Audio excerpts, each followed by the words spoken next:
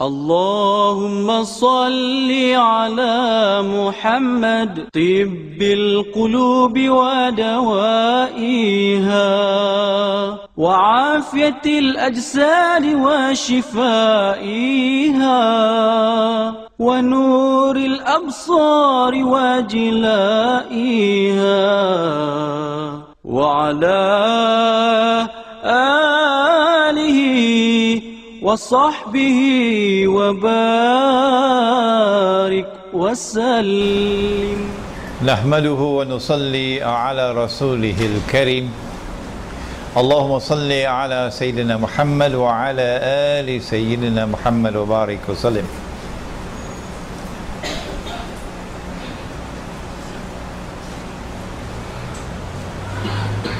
To the organizers here at Urban Village in Bangsa in Kuala Lumpur of this lecture on Dajjal and symbolism. And brothers and sisters, sons and daughters, Assalamu alaikum wa rahmatullahi wa barakatuh.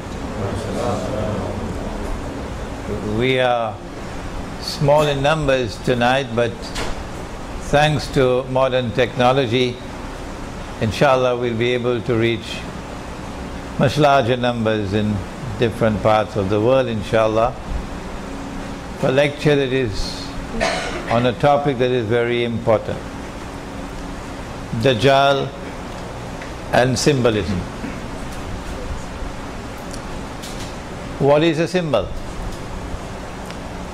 It is language that is not conveys meaning plainly, language that represents something else and therefore has to be interpreted. In the Quran, Allah subhanahu wa ta'ala utilizes symbolism. For example, a prophet of Allah, Yusuf alayhi salam, had a dream in which he saw the sun, the moon and 11 stars. We have a gathering of artists and others here tonight, so they're probably imagining already the sun, the moon, 11 stars. What can I do with that? And these were symbols. The sun representing his father, the moon his mother, and 11 stars his 11 brothers. And then Ibrahim alayhi salam, another prophet of Allah, and he has another vision in which he saw himself sacrificing his son. But this was not to be understood plainly and literally, because once he had accepted in his heart, he was prepared to do it. Allah says, that's it, you have fulfilled the vision.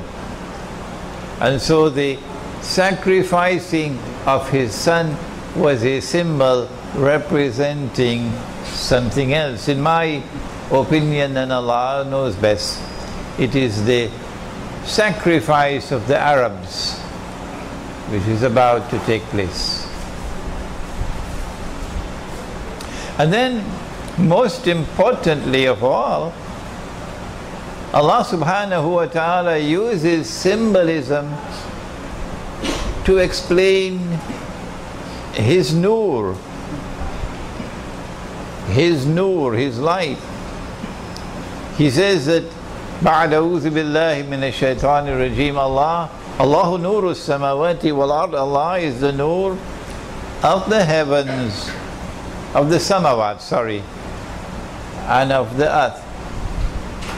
And then goes on to use symbolism to say that His nur is like a hollow space, and Nabi Muhammad alayhi salatu wasalam located that hollow space in the heart of one who has faith. And in that hollow space there is a lamp. I can see the artists at work already with the lamp. And the lamp is enclosed with a glass that is glittering like a shining star. And the lamp is fueled with the oil of the olive tree. Here is a remarkable instance of divine symbolism. But symbols have to be penetrated and understood. And sometimes you need more than the rational faculty. Sometimes you need more than logic and rationality to be able to penetrate a symbol. Sometimes you need something called insight, spiritual insight, and it's not sold in the stock market. And so now our subject, Dajjal and symbolism. And we must begin by introducing Dajjal.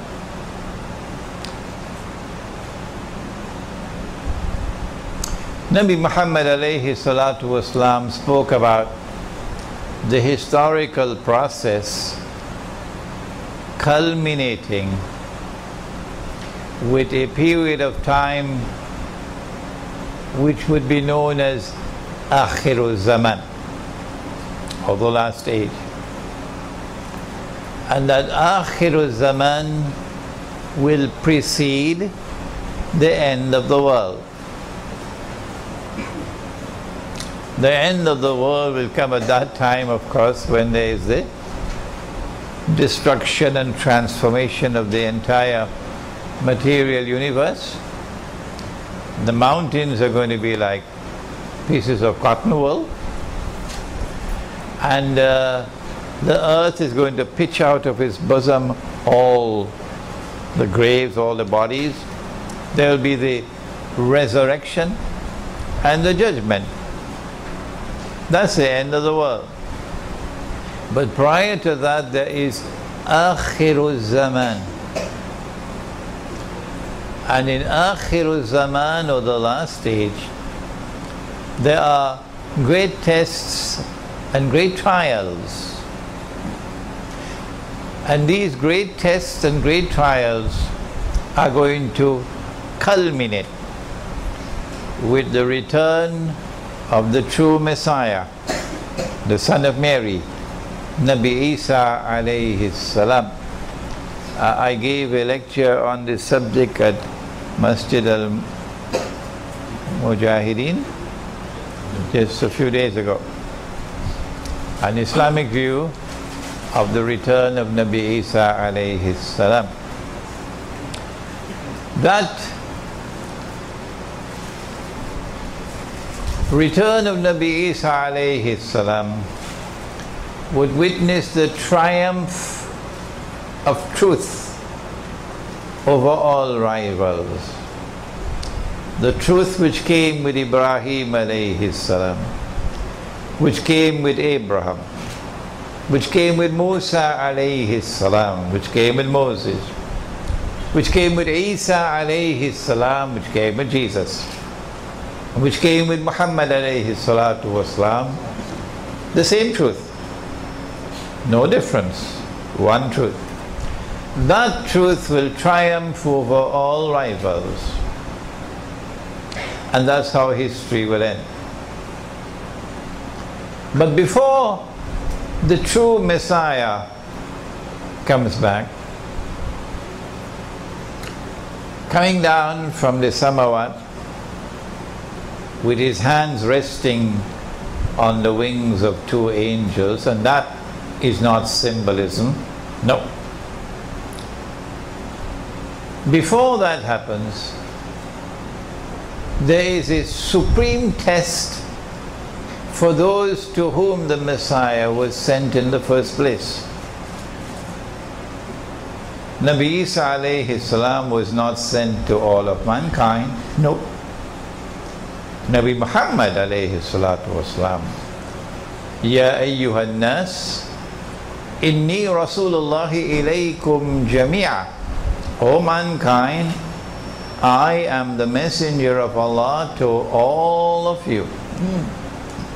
To the American people, and to the Russians, and to the Chinese, and to the Malay, to the Arabs, all of mankind. But not Jesus, not Nabi Isa alayhi salam.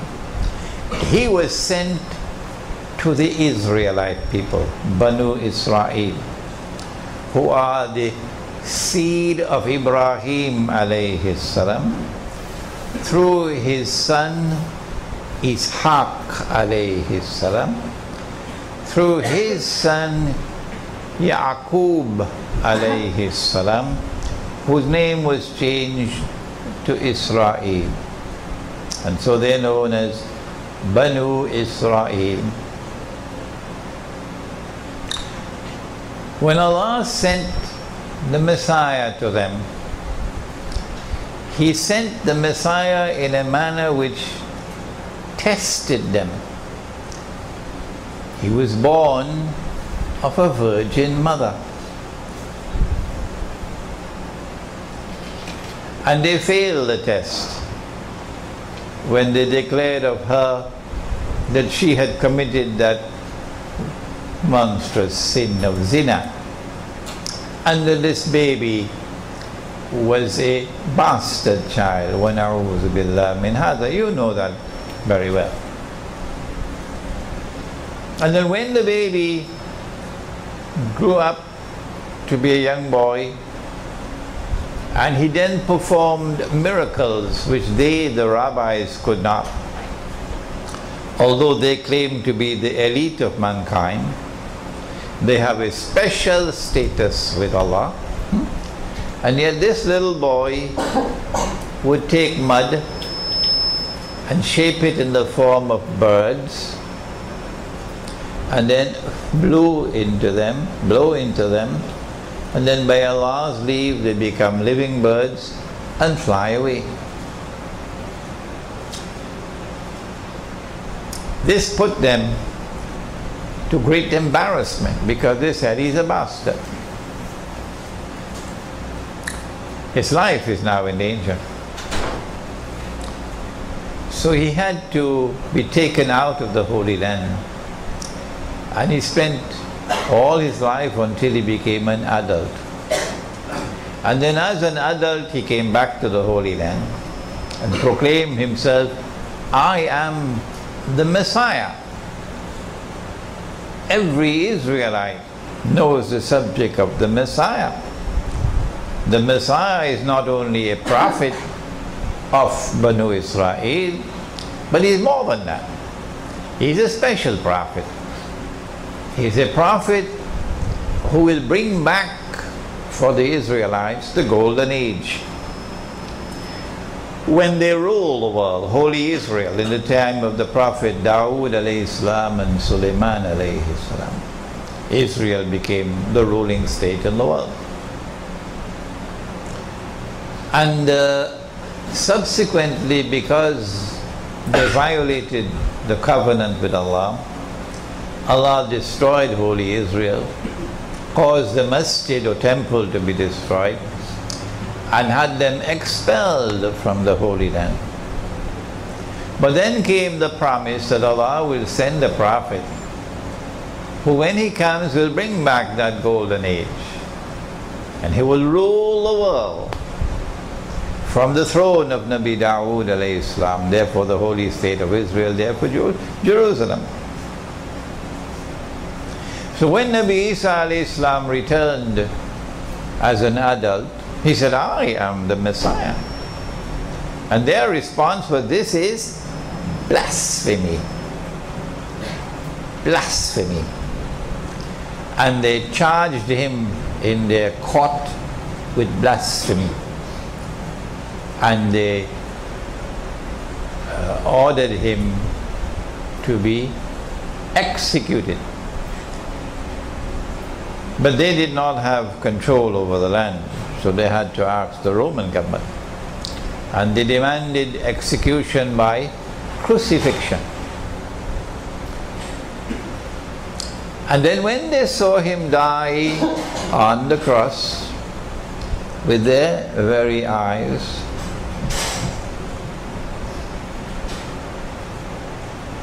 they concluded, they were now convinced beyond the shadow of a doubt, he could not have been the Messiah. Why? He is dead. He never ruled the world. The golden age never came back. The Holy Land is still under Roman rule. He could not have been the Messiah. And so they're now celebrating. And the language used in the Quran shows that they were also filled with sarcasm. Sarcasm. وَقَوْلِهِمْ إِنَّا قَتَلْنَا الْمَسِيحَ عِيسَى بْنَ مَرْيَمَ رَسُولَ اللَّهِ. We've killed him, the Messiah, the son of Mary, the messenger of Allah. This is sarcasm because they didn't believe that. So after they saw him die on the cross, they're now waiting for the Messiah to come, because they know that Allah is not like, you know who, Washington. When Allah gives His word, He keeps His word. So they're waiting for the Messiah to come. They're still waiting. I lived in New York for 10 years. And I was meeting the Jews and the rabbis when I was in New York. So I know they're still waiting. What they did not know, and what no one knew until the Quran came down, was that no, they did not kill him. They did not succeed in killing him. They did not crucify him, meaning they did not succeed in crucifying him. Rather, وَلَكِنْ شُبِّهَ لَهُمْ, Allah made it appear that that was what happened. And some of you with a taste for it may want to delve into the Quran to find out what really happened. But what is important for us tonight is that Allah made it appear like that. And Allah then raised him into the samawat. Don't say heaven, samawat. The same samawat into which Nabi Muhammad alayhi salatu wasalam was taken in the Isra and Mi'raj. So he never experienced something called wafatul maut. What is wafatul maut? It is when Allah takes the soul and does not return it. That is wafatul maut. Can Allah take the soul and send it back? Yeah. How do you think you're here tonight? Yes, of course. In Surah Al-Zumar, Allah says that He takes the souls while you are sleeping. You do sleep sometimes, don't you? Allah takes the souls while you are sleeping. And then for those for whom maut is written, He keeps the soul. وَيُرْسِلُ الْأُخْرَى إِلَى أَجَلٍ مُسَمَّى. But for those for whom maut is not written, He sends the souls back for a prescribed period of time. So that is precisely what happened in the case of Nabi Isa alayhi salam. I totally and completely and absolutely reject the theory of substitution, that Allah wa na'udhu billah min hadha, wa na'udhu billah min hadha, wa na'udhu billah min hadha, caused someone else to assume the appearance of Nabi Isa alayhi salam, and that innocent man was executed, crucified. No. But they didn't know but he's still alive. They didn't know that Allah has raised him. And so they're waiting for the Messiah to come. Nabi Muhammad alayhi salatu wasalam informed us some 600 years later that Allah had created a being and programmed that being to impersonate the Messiah, to pretend to be the Messiah, impersonate. And so he was called Al-Masih al-Dajjal. Dajjal, the false Messiah. And when he comes, when Allah releases him, this is the mission that he will have to pursue in Akhir Zaman.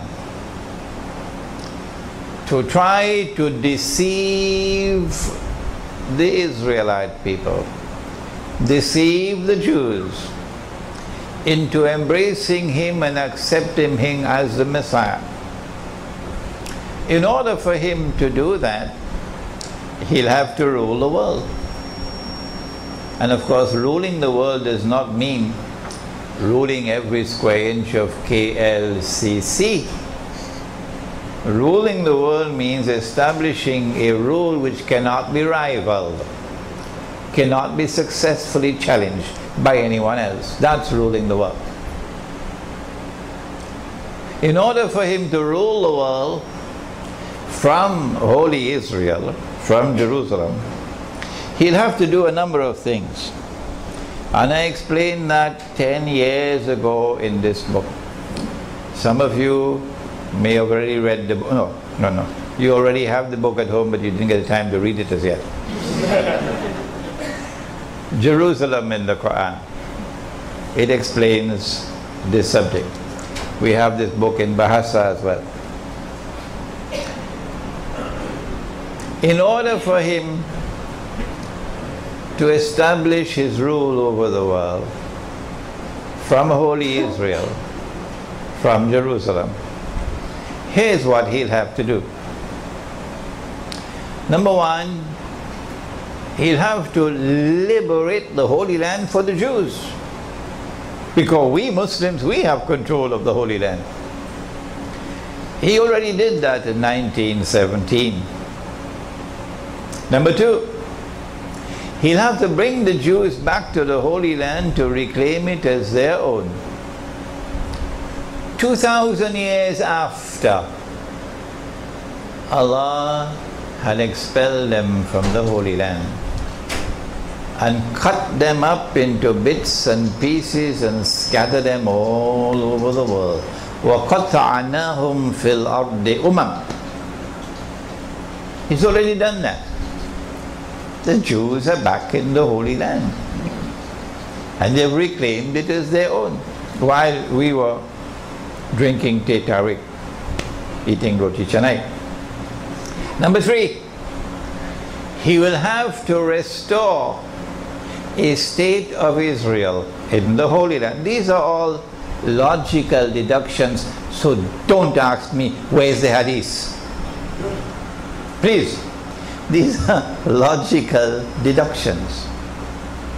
He will have to restore a state of Israel in the Holy Land and get the Jews to believe that this is Holy Israel, when in fact it would not. It would be an impostor. And number four, which is about to occur, it's around the corner. Number four, he will have to cause that that state of Israel to become the ruling state in the world, succeeding the United States and succeeding Britain, which had preceded the United States. That is about to occur. We are now located on the brink of a series of wars which will culminate with what the Prophet called al-Malhama, the Great War. And that Great War will make the First World War and the Second World War look like peanuts. Because it's going to be nuclear war. And most of mankind are going to die. Only few will survive. That's the Malhama. So Israel won't have to rule over 6 billion people. Oh no. There'll be much less. A more manageable number of people will be on the face of the earth at that time.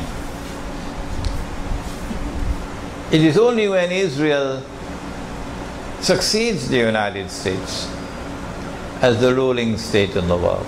And of course, for that, you got to bring down the US dollar. US dollar is about to collapse. Bring down the US economy. US economy is about to collapse. Bring down all the paper money in the world. It's bogus and fraudulent and utterly haram paper currencies. Bring it down. That's about to happen. And replace it with electronic or digital money, which will not be under the control of governments. No, banks. Banks are going to control electronic and digital money. And the banking system around the world is one system. You cannot be a bank in that system unless you conform to the rules of the system.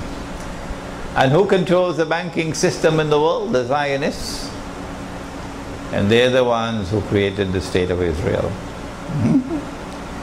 And so Israel is well placed. Israel will also have to wage great wars and also bring down the United States militarily. But in previous lectures I have suggested how that will happen. When Israel assumes the status of ruling state in the world, and Pax Judaica replaces Pax Americana, in the same way that Pax Americana replaced Pax Britannica. At that time, eventually a man will emerge in Jerusalem. He can come out of another place, but he will be in Jerusalem when he declares, I am the Messiah.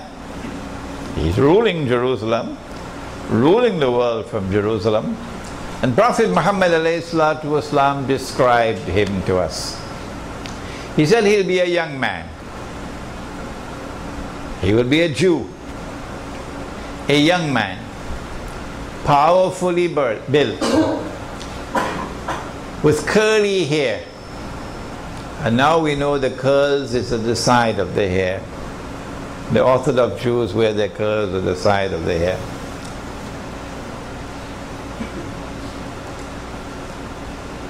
This man will declare, I am the Messiah.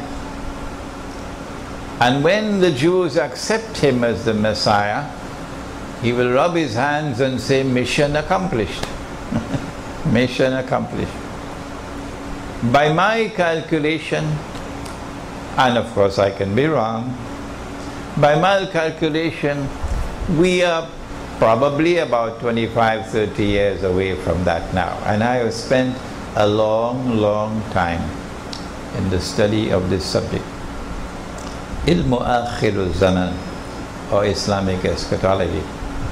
I have written more books on this subject perhaps than anyone in English in the modern age. So we are probably about 25-30 years away from that moment when Dajjal will declare, I am the Messiah. They will accept him as the Messiah, but we will know, no, he is not the Messiah. He is the man that Prophet Muhammad ﷺ told us about. He is Dajjal, the false Messiah.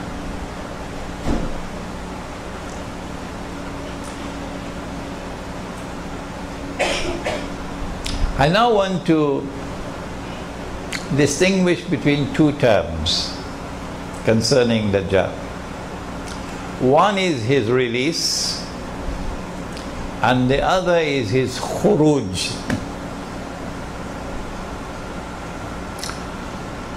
Nabi Muhammad alayhi salatu wasalam is in Medina,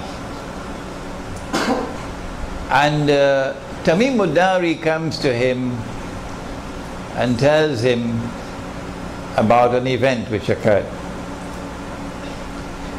And the Prophet ﷺ then narrates that event. And so we have the story from the lips of the Prophet ﷺ. When I analyze it, I come to the conclusion, this is my opinion, and let me give a warning, do not ever accept my opinion unless you are convinced that it is correct. Show respect for your own rational faculty. Study the subject before you accept my opinion. My opinion is that this was not an actual event, but rather a vision. And I can explain to you in the question and answer session why I came to that conclusion. Tamim ad-Dari said that he and some of his companions were on board a ship. And a storm came and blew the ship for a whole month, until they came to an island. When they got off the ship, came on shore on the island, they were confronted by a very hairy beast or creature. So much hair you could not tell which side was head and which side was tail. And the creature spoke and said, I am Jassasa, spy.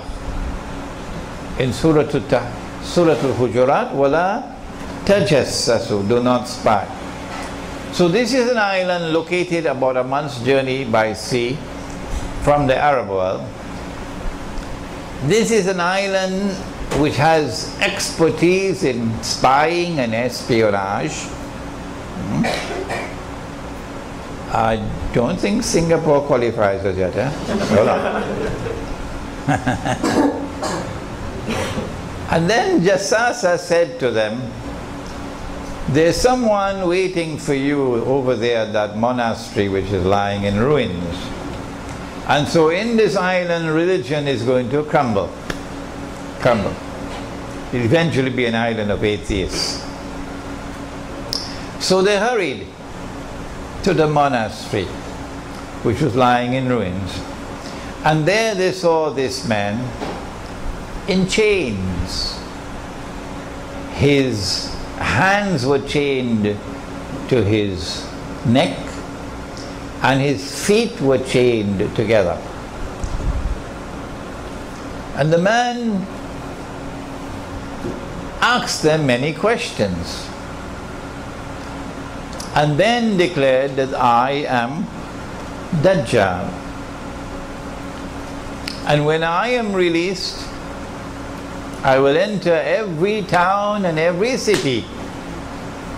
I will enter every town and every city, but he didn't mention Kampung.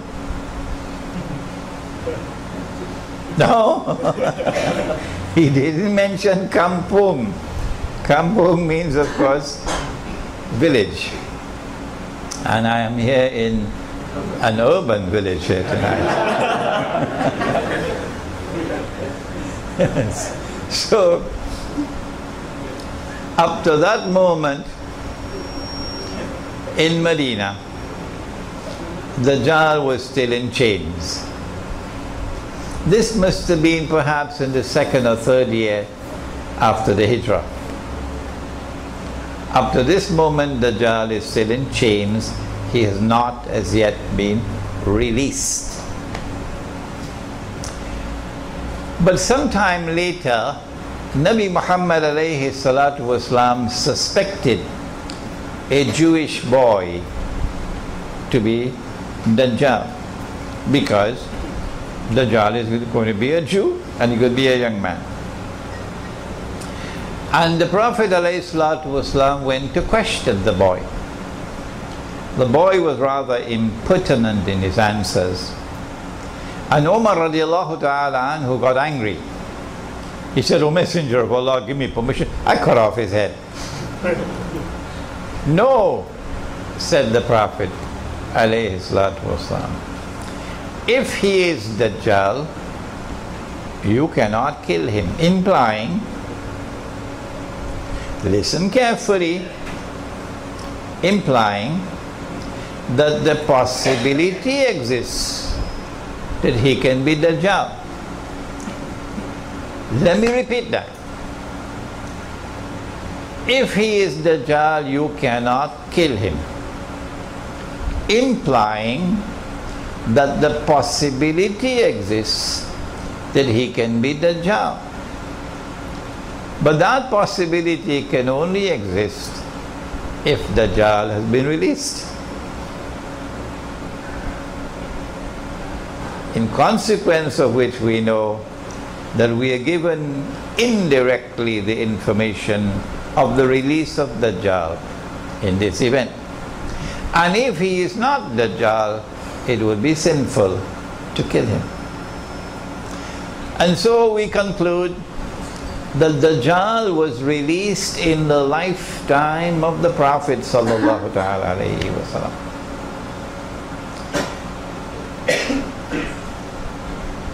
But the khuruj of Dajjal is something else. For that I must now turn to another hadith. And now we have symbolism. The Prophet said, sallallahu ta'ala alayhi wa sallam, when Dajjal is released, he will live on earth for 40 days.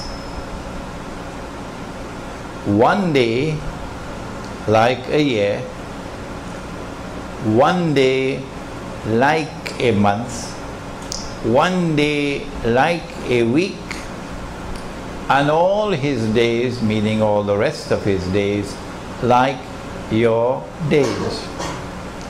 This hadith was so pivotally important that I got a Malay artist to design the cover of this book. And you see three blue circles. The circle at the top represents a day like a year. The middle circle, a day like a month. And the circle at the bottom, a day like a week. A day like a year is different from a day which is like our day. I mean, you need only 5 ringgits worth of intelligence to understand that. A day like a year is different from a day which is like our day. It is only when Dajjal is in a day which is like our day, in our world of space and time, only then can we see him. But when he is in another world of space and time, can we see him? No.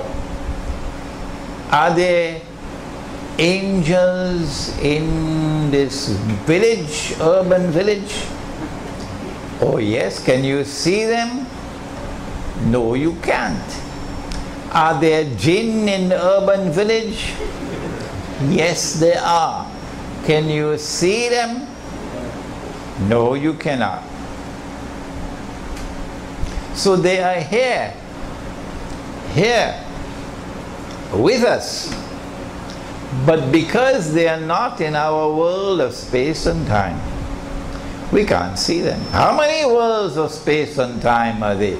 Oh, everybody knows there are 7 samawat. Everybody knows that. You were taught that when you were children. 7 samawat, 7 worlds of space and time. And so Dajjal is in other worlds of space and time, but here, in the first stage and the second stage and the third stage of his mission. It is only when he completes the third stage, a day like a week, only then would he enter into our world of space and time. It is when he enters into our world of space and time that he will be in the form of a human being. And when he is ready to emerge, to perform the last stage of his mission, that will be his khuruj. Nabi Muhammad alayhi salatu wasalam said in a hadith recorded in the Sunan of Abi Dawood, he said, Umranu Baytul Maqdis, at that time when Jerusalem will be flourishing, center stage as it is today, Kharabu Yathrib, at that time Medina would be in a state of desolation, playing absolutely no role whatsoever in Islamic affairs or world affairs. That's Medina today.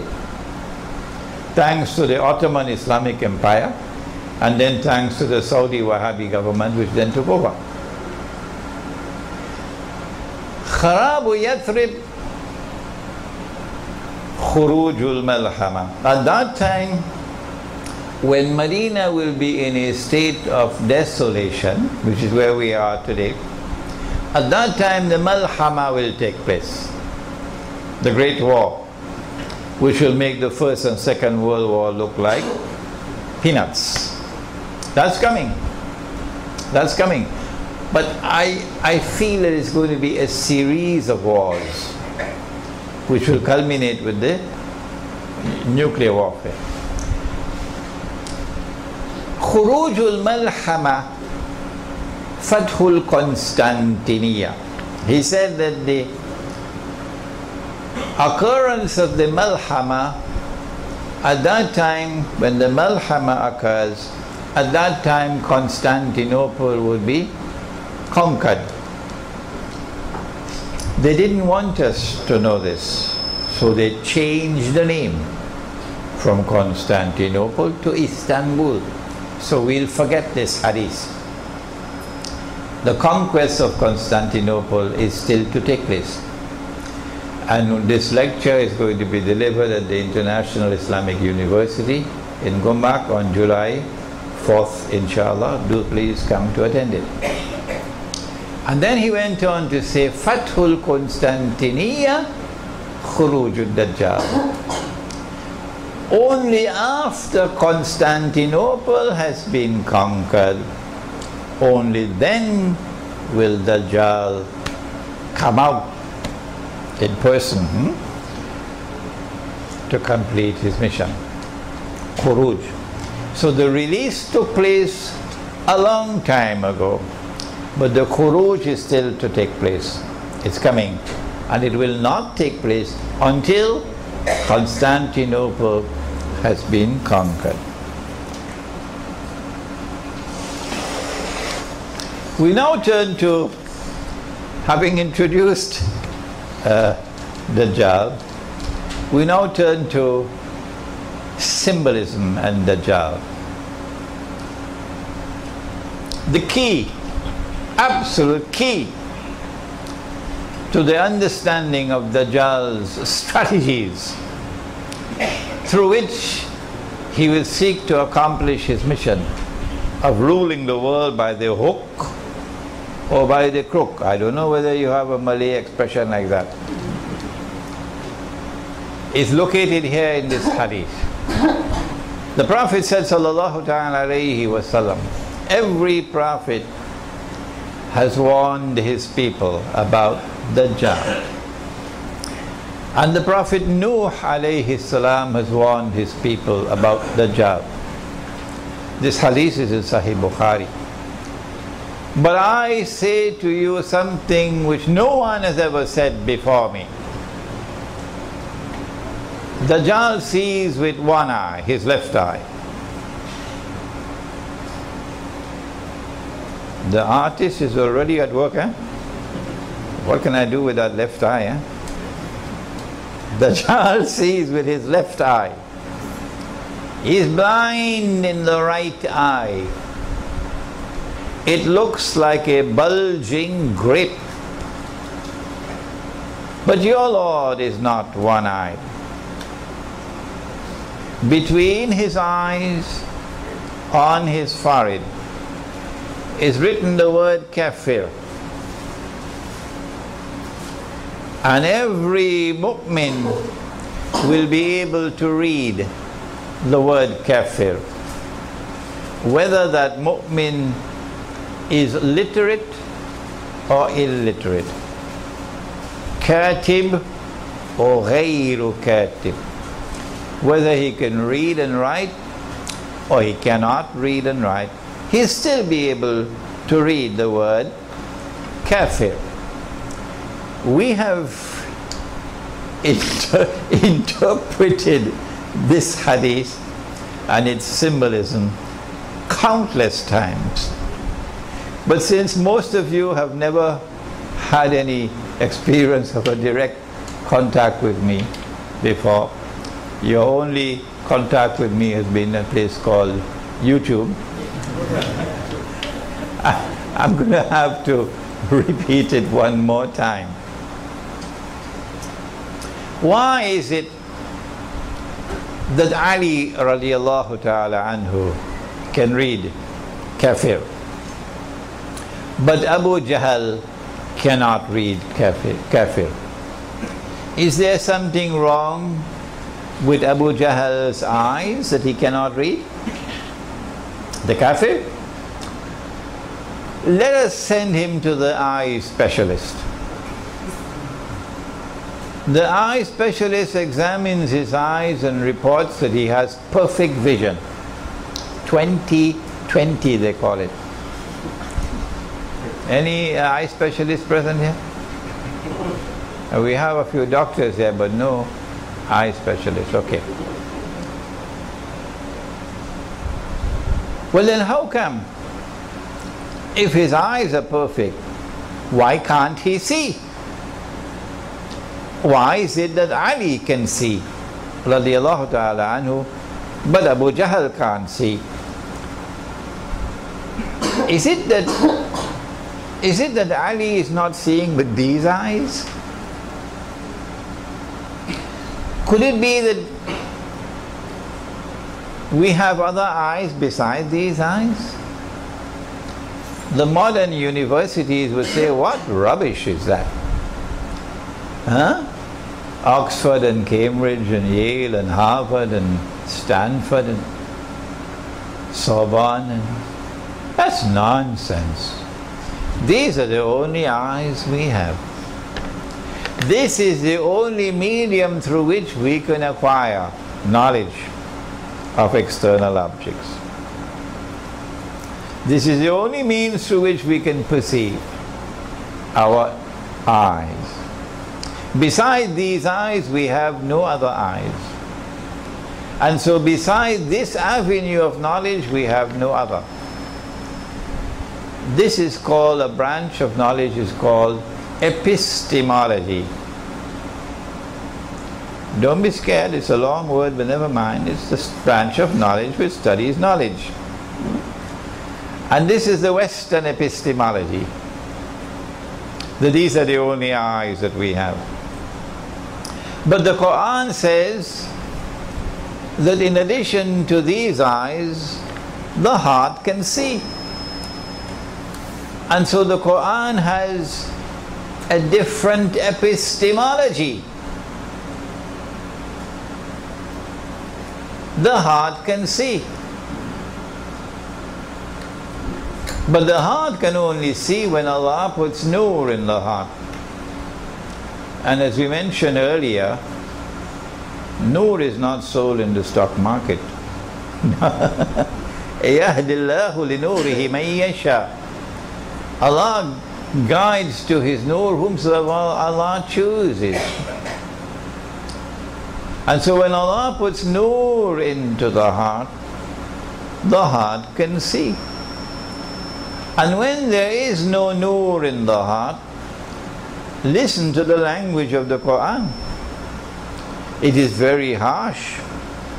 Allah says, they have eyes and yet they don't see. They have ears and yet they don't hear.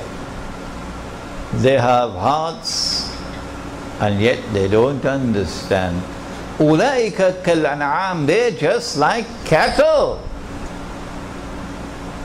That's harsh language. بل هم أضل, rather they're worse than cattle. They're more misguided than cattle. A people who have eyes and yet cannot see. And so now we can conclude, at least I conclude, you will have to make up your mind, that when the Dajjal sees with his left eye,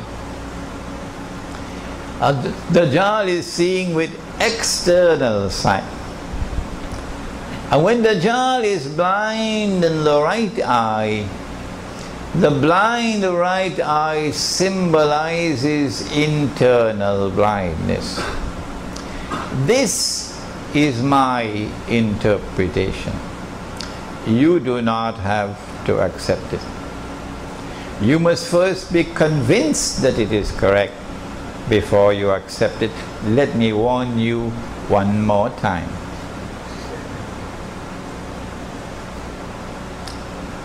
And so now we are face to face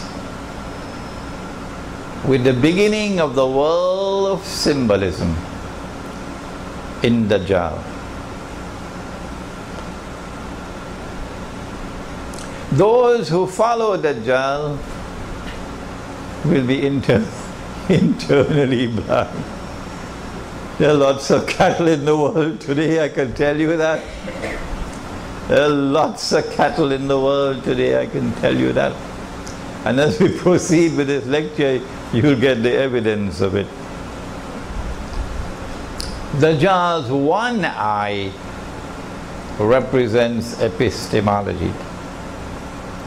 The left eye is external sight. The blind right eye is his internal blindness.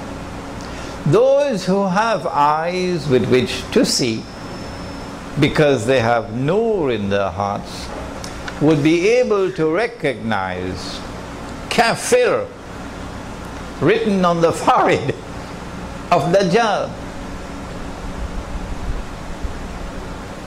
But when Dajjal appears in human form in 20-25 years from now, and he is in Jerusalem, and he declares, I am the Messiah, and you go close to him and look, would you see kafir written on his forehead?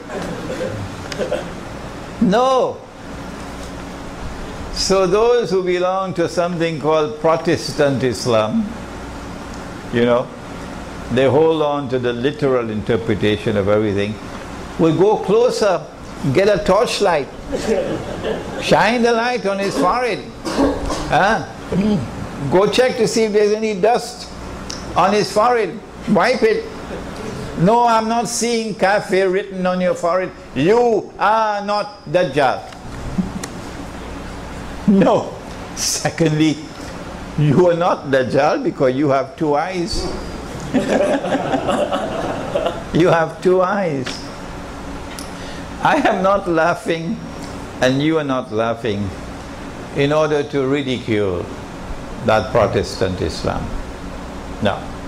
What we're trying to do is to deliver a message again and again and again and again and again, to try to wake them up that your methodology is deficient, your methodology is wrong. No.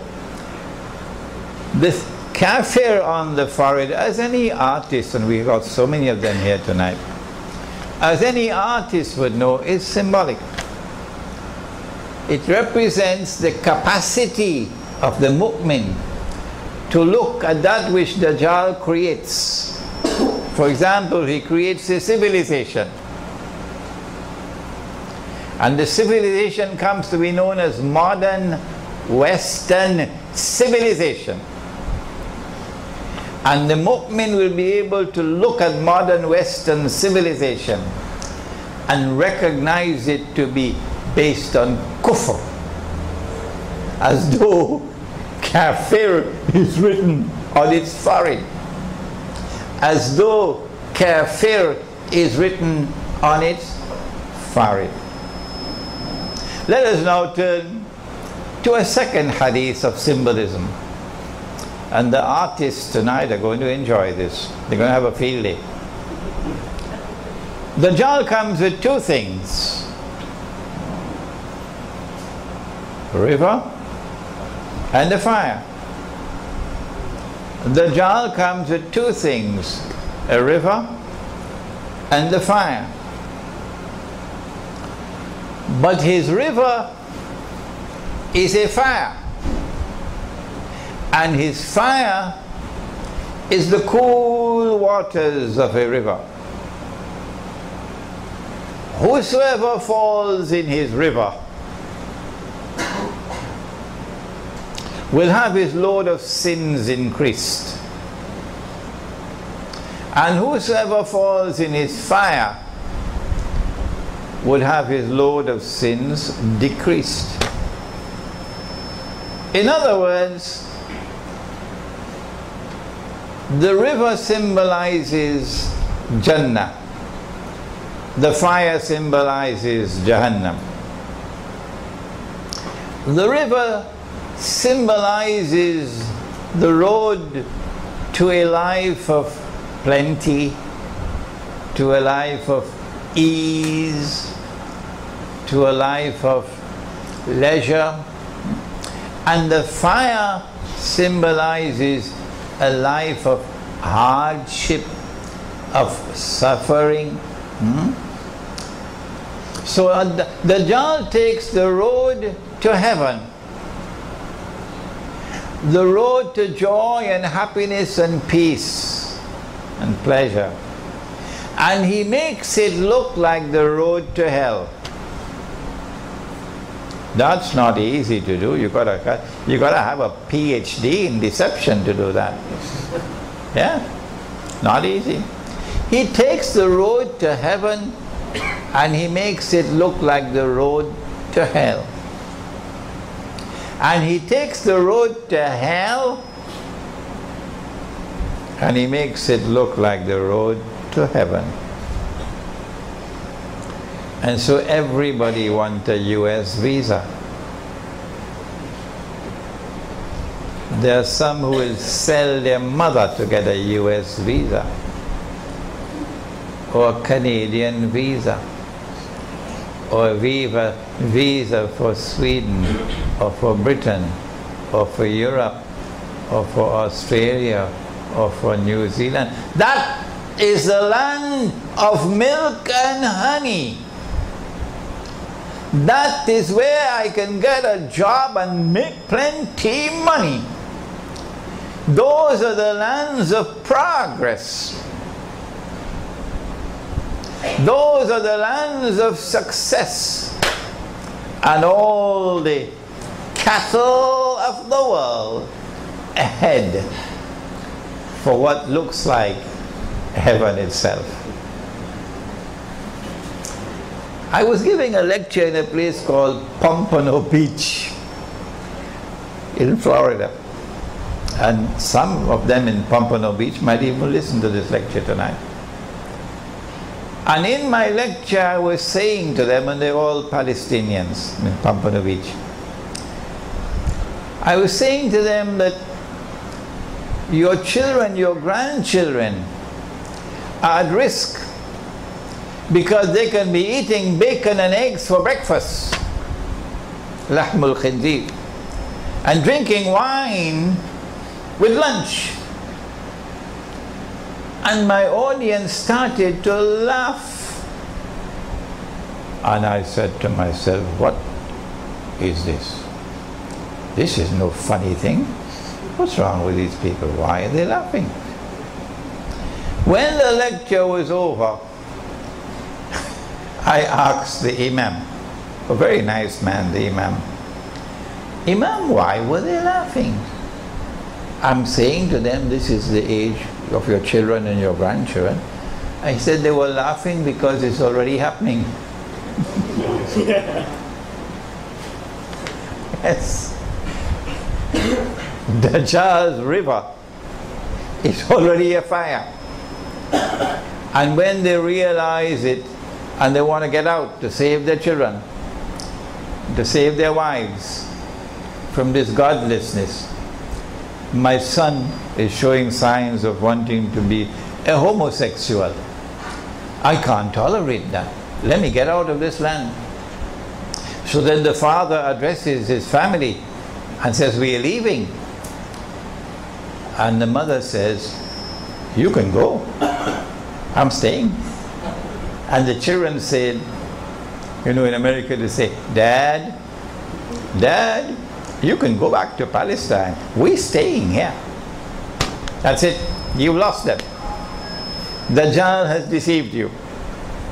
What looked like his river was his fire.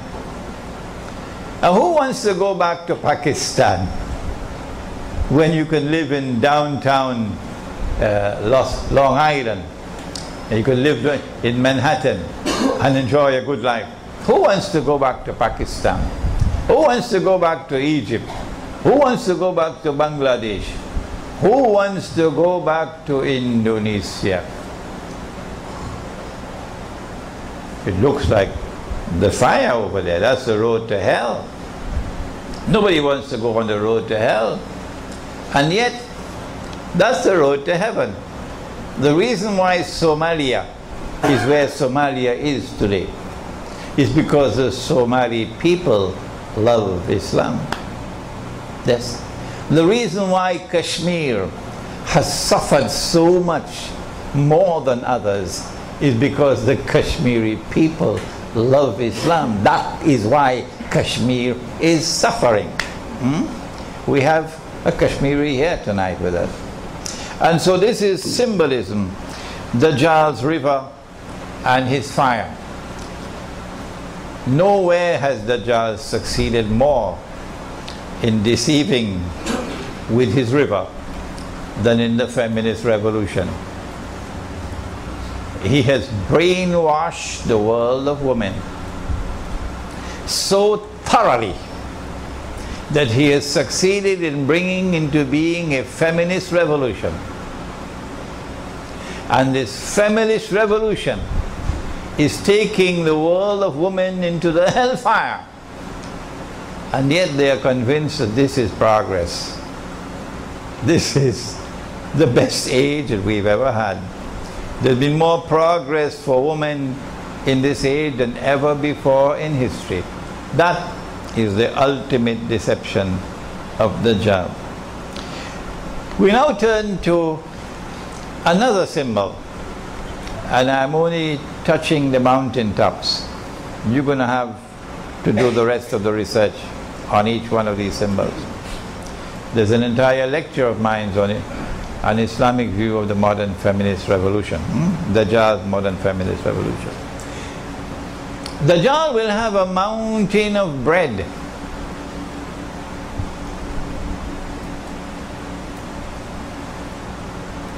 The artist is at work already out there.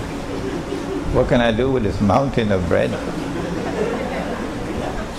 Will it be the sliced bread? Or will it be the roti naan?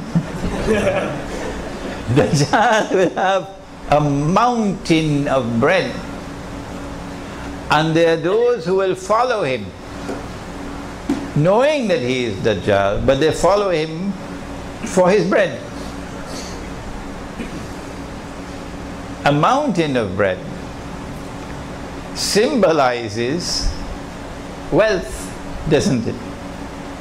So he's going to accumulate such an enormous amount of wealth that large numbers of people are going to follow him just for his wealth. And in the process of following him for his wealth, they worship him instead of Allah, and they go into the hellfire. I wonder how is he going to accumulate all that wealth? The Prophet said, sallallahu ta'ala alayhi wa sallam, that the age of Dajjal would be the age of kathratul riba, meaning that in the age of Dajjal there will be the prevalence of riba. What is riba? And how does riba deliver bread? Huh? Roti naan. How? I'll tell you how. One form of riba is borrowing and lending money on interest. Okay? The reason why Allah has prohibited borrowing and lending money on interest is given in the Quran. وَأَحَلَّ اللَّهُ الْبَيْعَ وَحَرَّمَ الرِّبَى. Allah has made business halal and He's made riba haram. And so a riba transaction is not a business transaction. Why not? Why not? A business transaction is one in which you can make a profit, or, come on, tell me, you can suffer a loss. Why is the banker leaving the gathering? Call him back, please. Call the banker back. A business transaction is one in which you can make a profit or you can suffer a loss. The bankers just left our gathering. Why? Because they know what they're doing. When you lend money on interest, you are immunized from loss. There is no way you can have loss. If there is a chance of loss, then there is a sister of riba called insurance to cover that loss. So Allah says this is haram. This is haram. Because this does not qualify as a business transaction. If you can only make profits and never suffer loss, then you're going to grow richer and richer and richer and richer. And the rest of the people are going to grow poorer and poorer and poorer and poorer. As a consequence, the Prophet said, alayhi salatu wasalam, whether the rate of interest, the riba, is big or small, it will still lead to poverty and destitution. And so because of the banking system around the world and money being lent at interest, you know something called credit card? Have you ever seen one? Credit card? Yeah. And it's a piece of plastic, and when you go with your wife to the shopping mall, guess what happens? And you see this and she sees that. I'm not singling out the wife, eh? I have my wife in the back there. So he wants to buy and she wants to buy, and the card just comes out and comes out and comes out, and then you're stuck with high rates of interest, and they're squeezing you for everything that you have. So Dajjal is able to do this not only with individuals, but with whole countries. A whole country will be bled to death. There's a book that I like to recommend to you to read by John Perkins, entitled Confessions of an Economic Hitman. Let me see your hands, all those who read that book. Good, mashallah. Few of you have, but most of you have not. So take a note of it, and you see Dajjal at work in lending money and interest to enslave entire countries. And that's how he gets his mountain of bread, and it's constantly increasing. Greece has, is it 500 billion in debts? Huh? 500 billion in debts. And then Dajjal has another means, also riba, through which to get more bread. What he does is that he replaces real money, dinar and dirham. Here we are, dinar and dirham, which is in the Quran, which is in the Sunnah, which is money which has its value inside the money. He takes that out of the market. He uses the International Monetary Fund to make it haram, to use gold as money. And if you make haram what Allah made halal, that is called shirk, or the Malay word is shirik. If you make haram what Allah has made halal, that is shirk. And that's what the IMF have done. Even Dr. Mahathir was not aware of it. And after Dajjal took the dinar and dirham out of the market, he then replaced it with bogus and fraudulent and utterly haram paper currencies.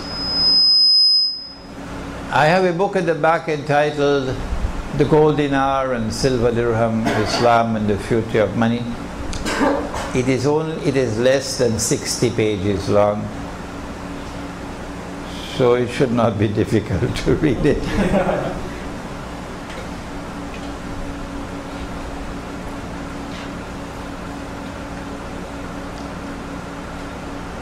Those who follow Dajjal, you know, the one that looks like the river, everybody wants a US visa. All that they have to do is to get a printing press and get paper and get ink, and they can print as much money as they want, and they can use that money to buy anything in the world they want to buy, free of charge.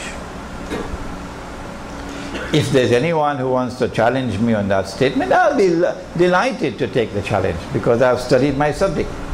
I know what I'm talking about. It's free. You just have to print the paper. So that's a lot of bread, eh?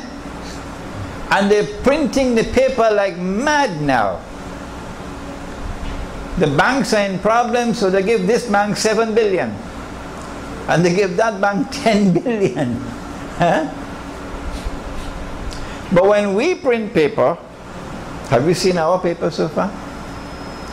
It's the ringgit and the Indonesian rupiah and the Bangladeshi taka and the Pakistani rupee and the Egyptian pound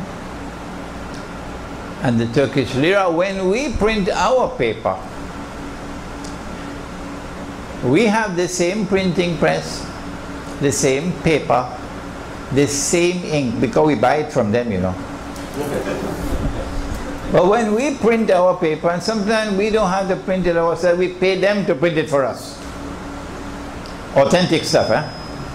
And they print it for us and they send it to us.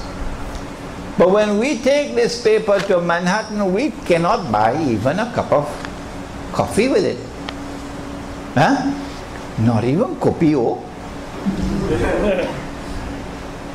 It makes us look like a bunch of donkeys.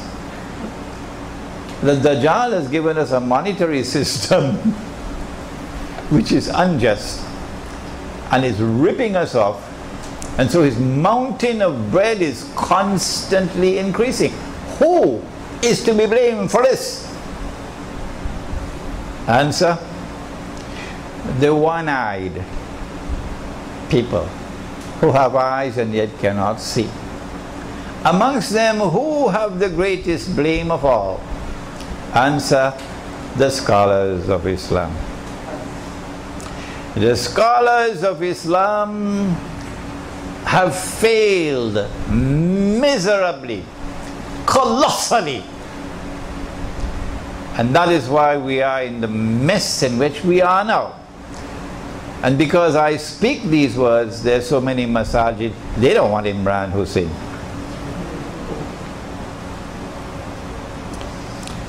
The Prophet ﷺ, that's the mountain of bread. The Prophet ﷺ had a vision. And in this vision, he saw Nabi Isa alayhi salam, the true Messiah, making tawaf around the Kaaba. And he was between two men. And he described Nabi Isa alayhi salam with his hair, long hair, as though water is dripping from the hair. And then, after a while, he saw another man making tawaf around the Kaaba. And he also had two men beside him, imitating the true Messiah. But he was Dajjal.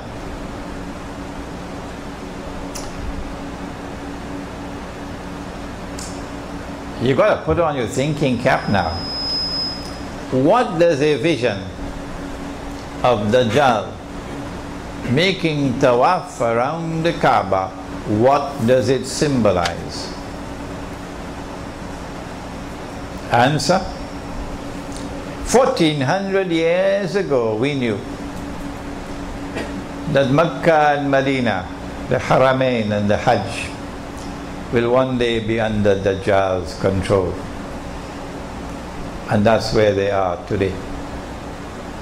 The Saudi Wahhabi rule over the Haramain and the Hajj today is on behalf of Dajjal. Saudi Arabia is now one of Israel's most strategic allies. And so we have important symbolism with which to help us explain our contemporary predicament. The Prophet said, sallallahu ta'ala alayhi wa sallam, that the earth would deliver its treasures to Dajjal. The earth would deliver its treasures to Dajjal.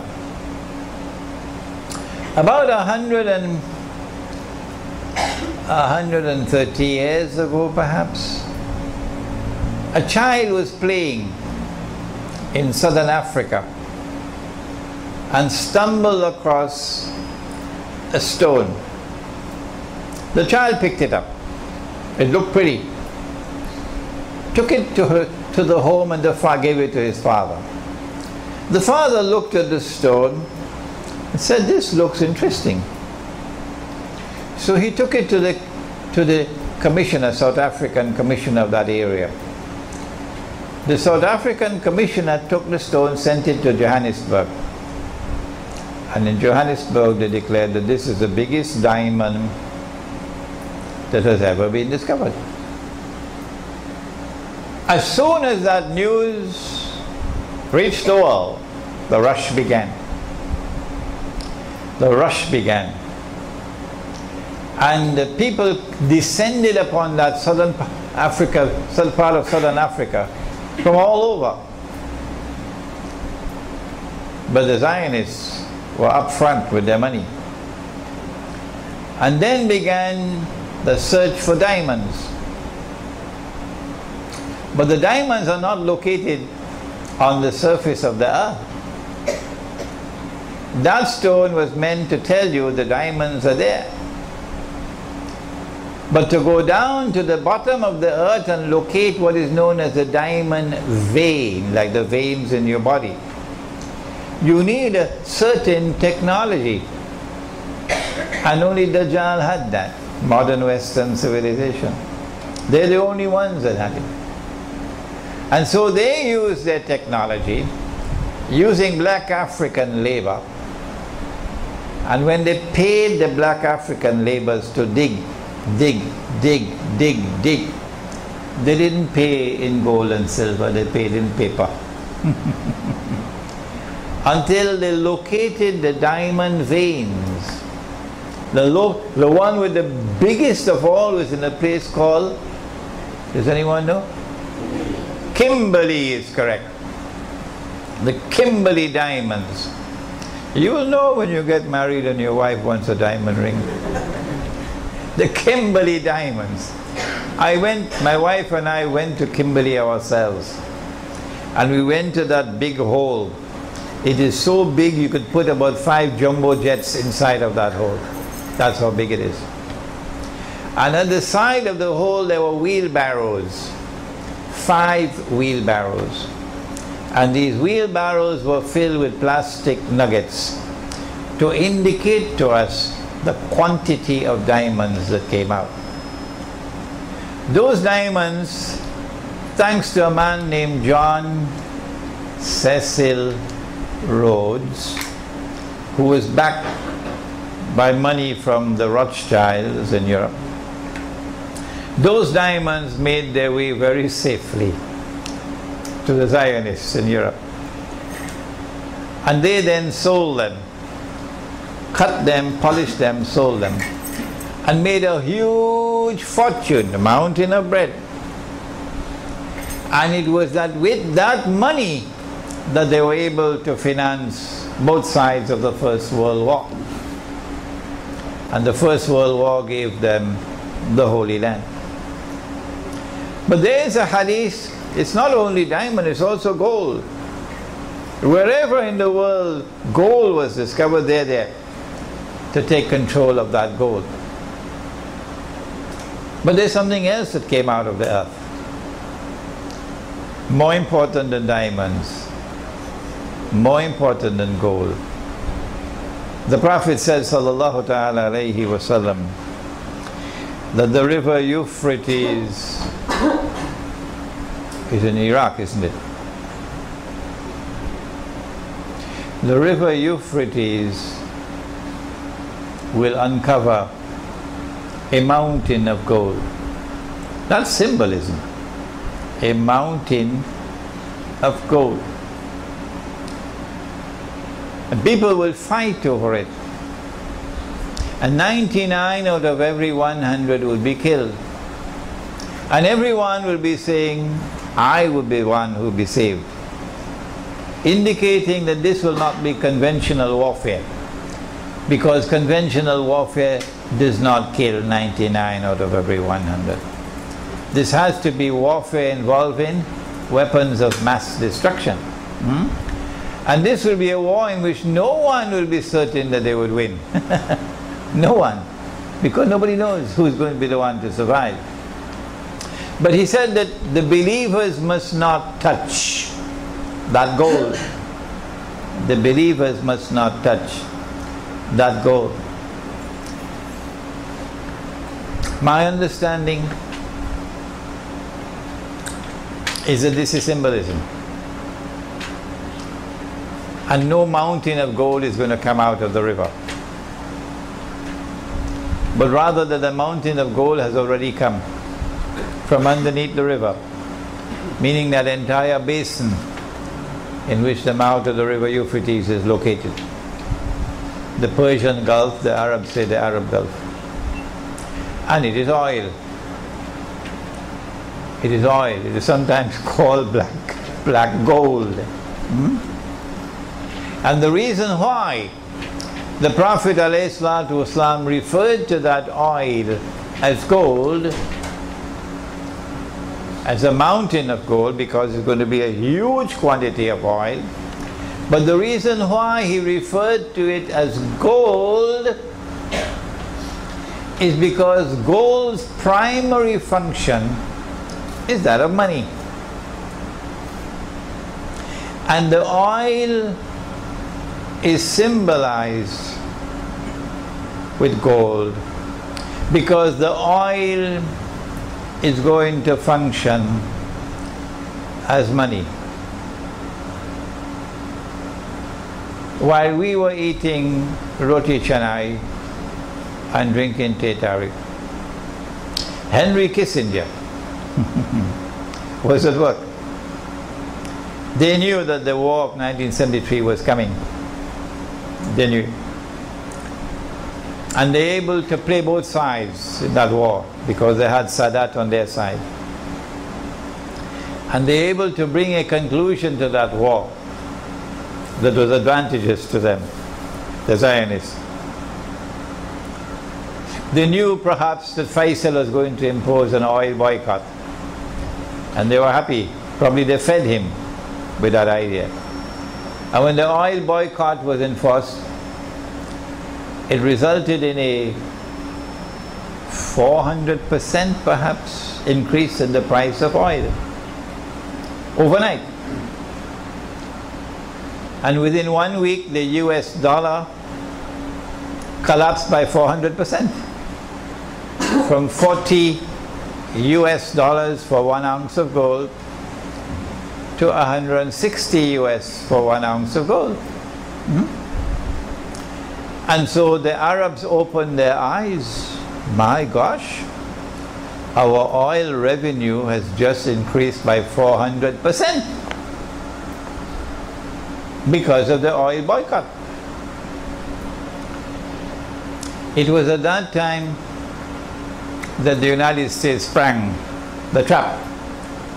2 years earlier, France, under the provisions of the International Monetary Fund, which made it obligatory for the United States to redeem dollars for gold at $35 an ounce, international law, France attempted to get some 3 billion US dollars redeemed into gold. And Nixon then tore up the agreement and said, no, we're not going to do it. We gave our word, we don't have to keep our word. We gave our word, but we don't have to keep our word. We gave our word, but we don't have to keep our word. And so the United States dollar is no longer pegged to gold at $35 an ounce. If it remains like this, any good knock and the whole thing will collapse. They need something to replace. What could it be? It was at this time when the oil boycott had caused the price of oil to triple and quadruple that Henry Kissinger made his trip to Riyadh and convinced Faisal, rahimahullah, convinced Faisal that you can make much more money with oil. You'll be selling your oil for $100 a barrel, not just $8 a barrel. And Kissinger was right. Yes, you're going to have so much money that a man would want to give zakat and he would not be able to find anybody to accept his zakat. Do you remember that hadith? All that you have to do, King Faisal, all that you have to do is to sell your oil for US dollars. That's all.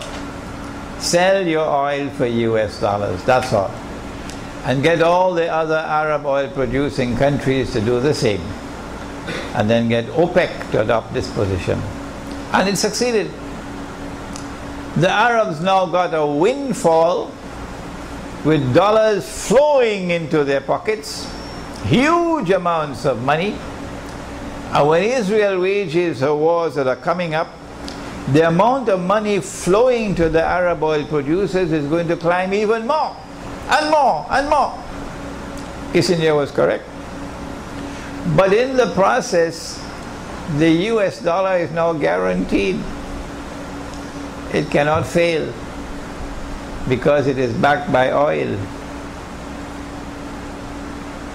Since oil is the largest commodity traded in the world market, every single oil importing country in the world has to make sure that you have a large amount of reserves in US dollars to be able to buy the oil. And then from oil, from the US dollar, as the only currency with which you could buy oil, the US dollar then became the trading currency. You want to send money from Malaysia to Pakistan, you cannot send it in ringgits. No, tak boleh.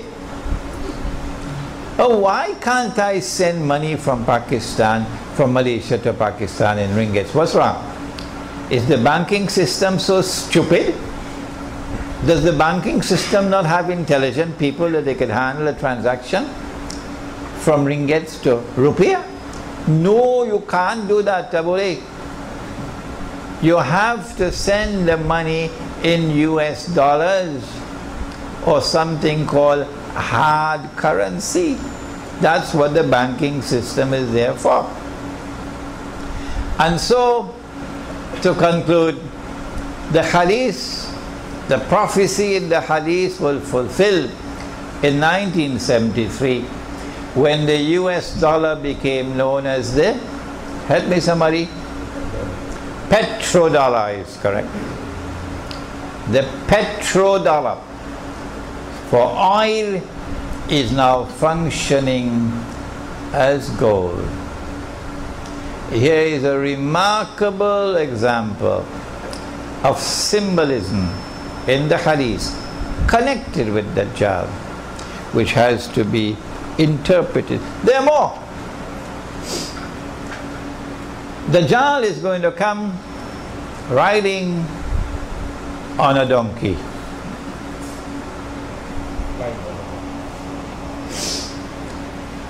The donkey will travel as fast as the clouds.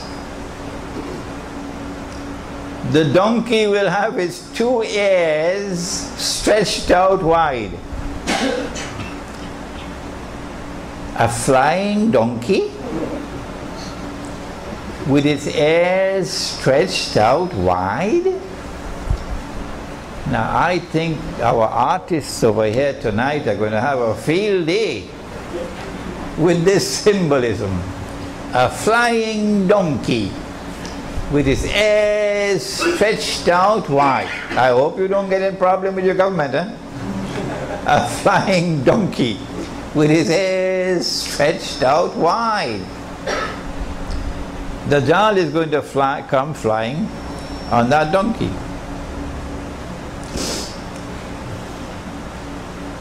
I have interpreted the donkey to be already here. Yes. Whenever I come to Malaysia, I have to travel on that donkey. Yeah. I have to travel on that donkey every time I come to Malaysia. You can't get a ship anymore. No, they stopped them. They're only cruise liners now, and you have to spend thousands of dollars. Only the rich travel by ship now. The rest of us, we have to use the flying donkey. And so, Dajjal controls the sky. Because the flying donkey is not just the passenger aircraft. The flying donkey is also the fighter aircraft. The flying donkey is also cruise missiles and so on. And so Dajjal controls the sky. When war takes place, he quickly takes control of the sky. And once he controls the sky, it's only a matter of time. You can continue to wage guerrilla warfare as they're doing in Afghanistan, but you cannot knock out Dajjal once he controls the sky. Dajjal is going to jump between the samawat and the earth, the skies and the earth, jumping up and down. You've got to be a very tall man to do that. If you're going to jump and your head is going to be in the sky, and then jump back down and your feet on earth, I mean, you've got to be miles high as a human being to achieve that, huh? Well, then what does it mean? Dajjal is going to be jumping between the heavens and the earth. Answer, this is symbolism. Dajjal will have the technology with which to be able to go up and come down. And you have that now in the shuttle, which goes up to the spy stations up there, the military stations up there, up and down, up and down. Dajjal will step into an ocean and the water would reach up to his knee. You designed a picture already? Dajjal is going to step in the ocean. I think after tonight's lecture, you've got a lot of work to do here in Urban Village.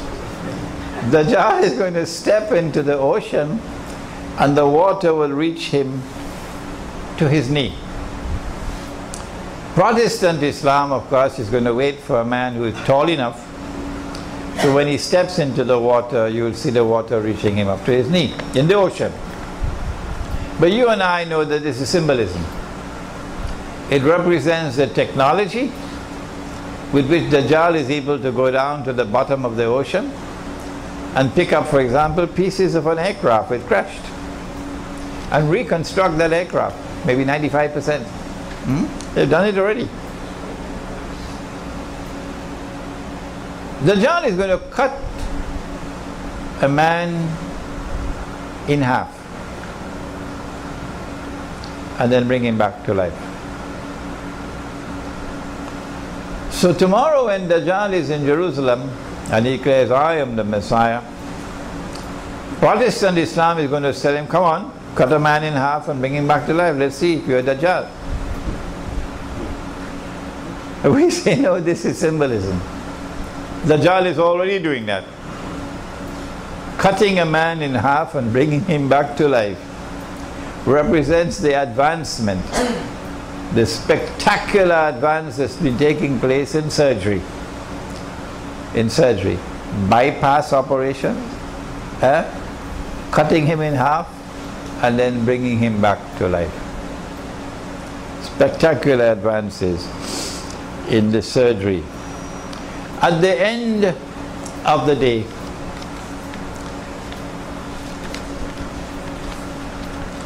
the Prophet said, alayhi salatu wasalam, Dajjal is going to attack Medina. He's going to land outside of Medina on a marshy, salty land. And when that happens, every kafir and every munafiq, disbeliever and hypocrite in Medina will be sent out or would leave to join Dajjal, or pitched out of Medina to join Dajjal.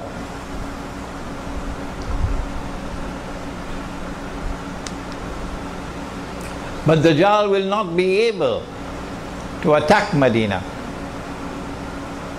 because the angels are going to guard Medina. On that day when the Israeli army lands outside of Medina, Israeli Air Force and armed forces, and they're there camped outside of Medina, the attention of the whole world is going to focus on Medina on that day. Medina will be the center of the world on that day. And then the world will witness what Nabi Muhammad alayhi salatu wasalam said 1400 years ago. The angels are going to divert his attack from Medina to Damascus.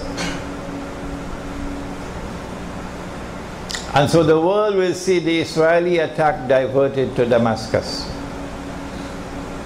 And on that day, Medina will be once again in center stage in the world in Akhir Zaman. We have a little booklet at the back there, only 30 pages long or 35 pages long. Medina returns to center stage in Akhir Zaman. We have it in English, we have it in Bahasa. Please read it. When that attack is diverted to Damascus, Imam al-Mahdi would be there in Damascus already. he would be in the masjid. It would be the time of salat. The masjid will have gates around it, barricading it, indicating a state of great insecurity, anarchy, great violence. So the masjid is barricaded. And as the people are about to perform the salat, perhaps salat al-fajr, and the Imam is about to lead them in salat, Imam al-Mahdi,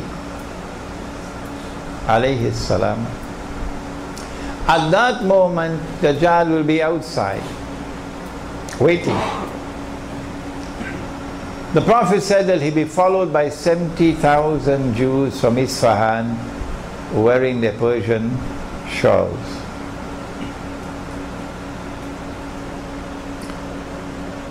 It is at that moment, and not before, that Nabi Isa alayhi salam would return. Not a moment before.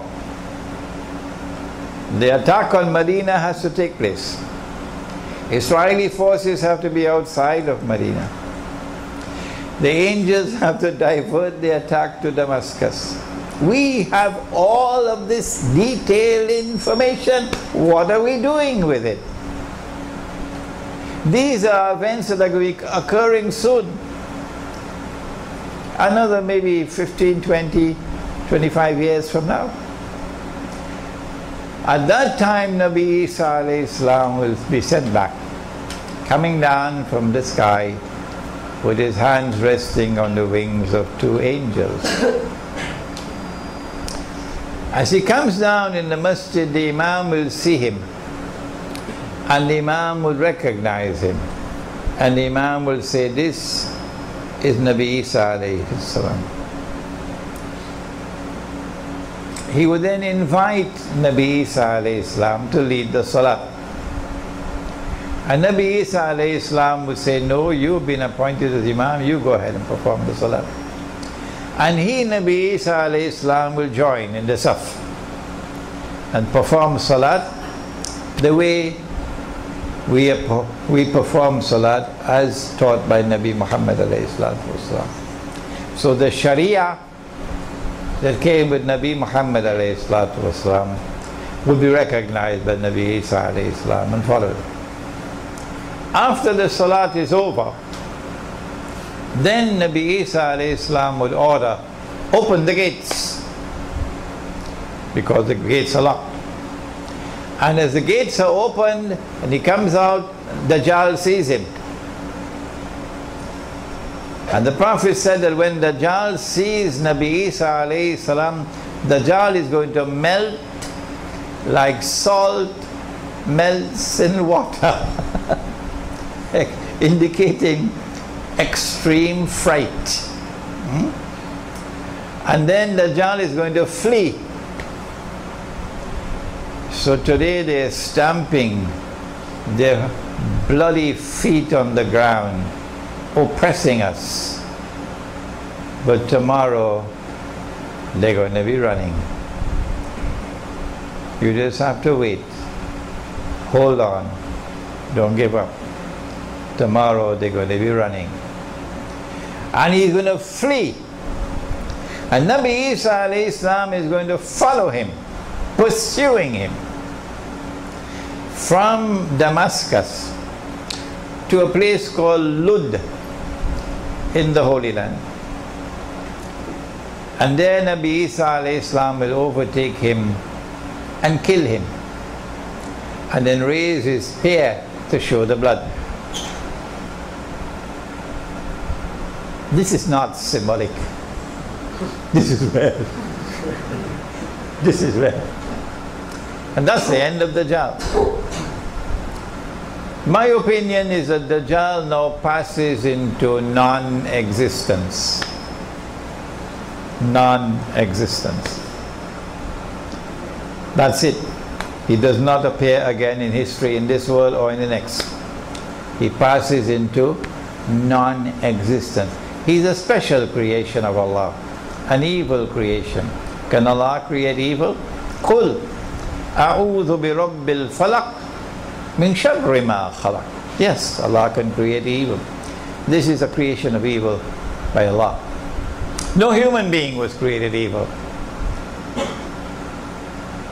وَلَقَدْ كَرَّمْنَا بَنِي آدَمَ. Every human being is honored by Allah by virtue of being a human being. Dajjal is not honored. So Dajjal is not a human being. Dajjal will appear in the form of a human being. But you don't have to accept my view. Remember that. You do not have to accept my view.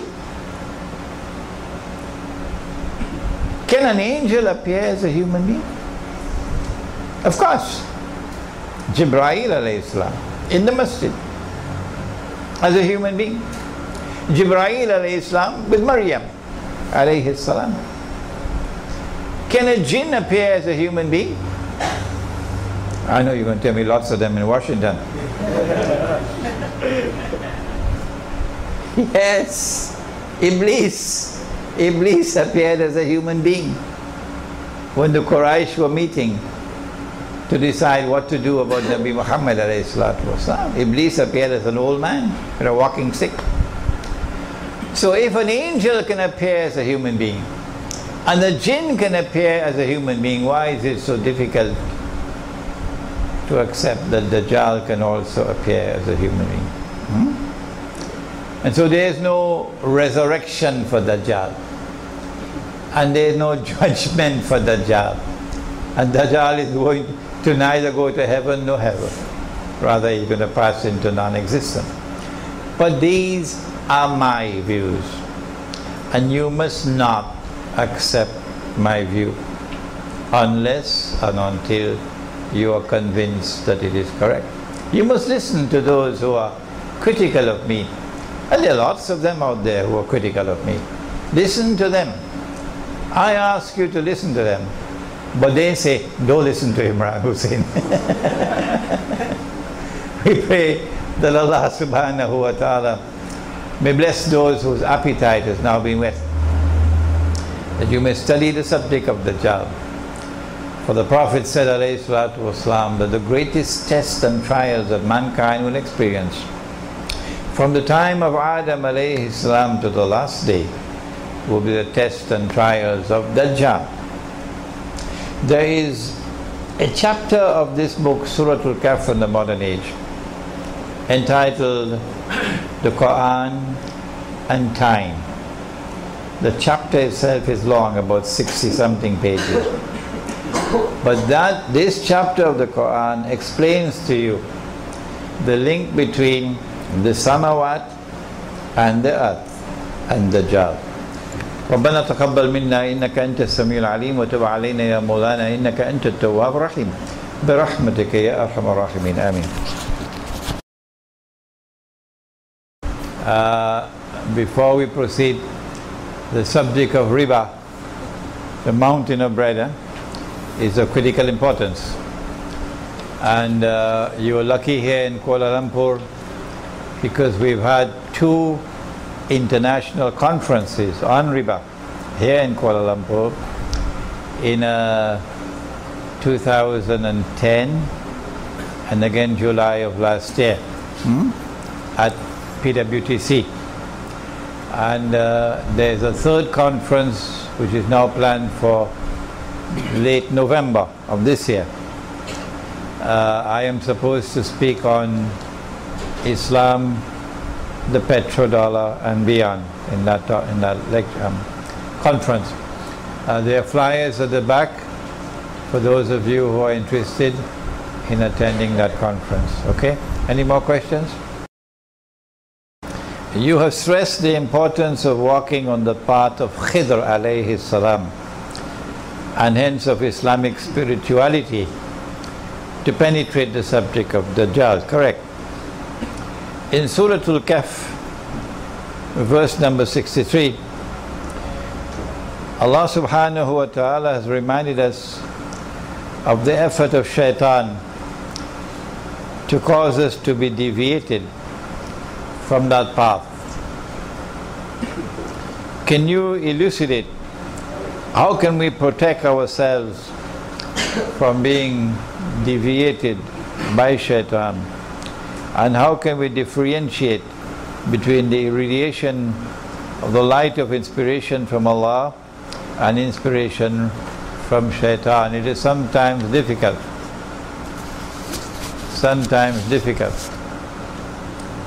It's not just shaitan, it is also Dajjal, both of them. How can we explain?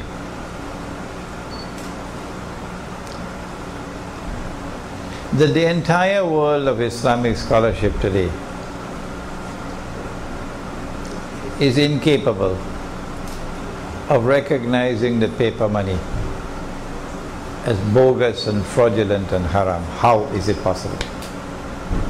How is it possible that we who have been teaching this subject for the last 15 years have not succeeded? Those who are not ulama have readily understood. And there are legions of people now, particularly young people all around the world, who recognize and accept this monetary system to be bogus and haram. They have no difficulty in understanding. But the scholars of Islam, we have failed, and we have failed miserably, miserably, miserably. How is it possible? What's wrong? The Islamic, so-called Islamic banking system is bogus. It's fraudulent.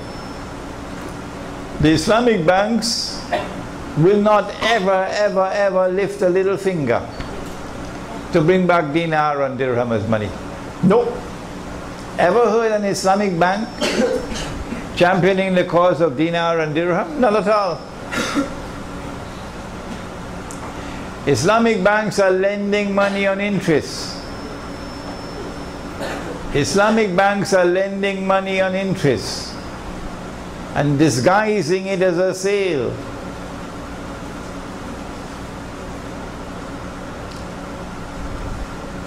They call that Islamic banking. How come there are legions of Islamic scholars who support Islamic banking? How come? What is it? What's wrong? The Khilafah is a political philosophy and political system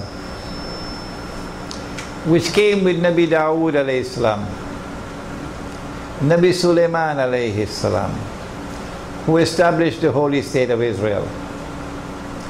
That Khilafah was restored by Nabi Muhammad alayhi salatu wasalam. That Khilafah state recognized Allah as Al-Malik. Translation for Al-Malik: sovereign.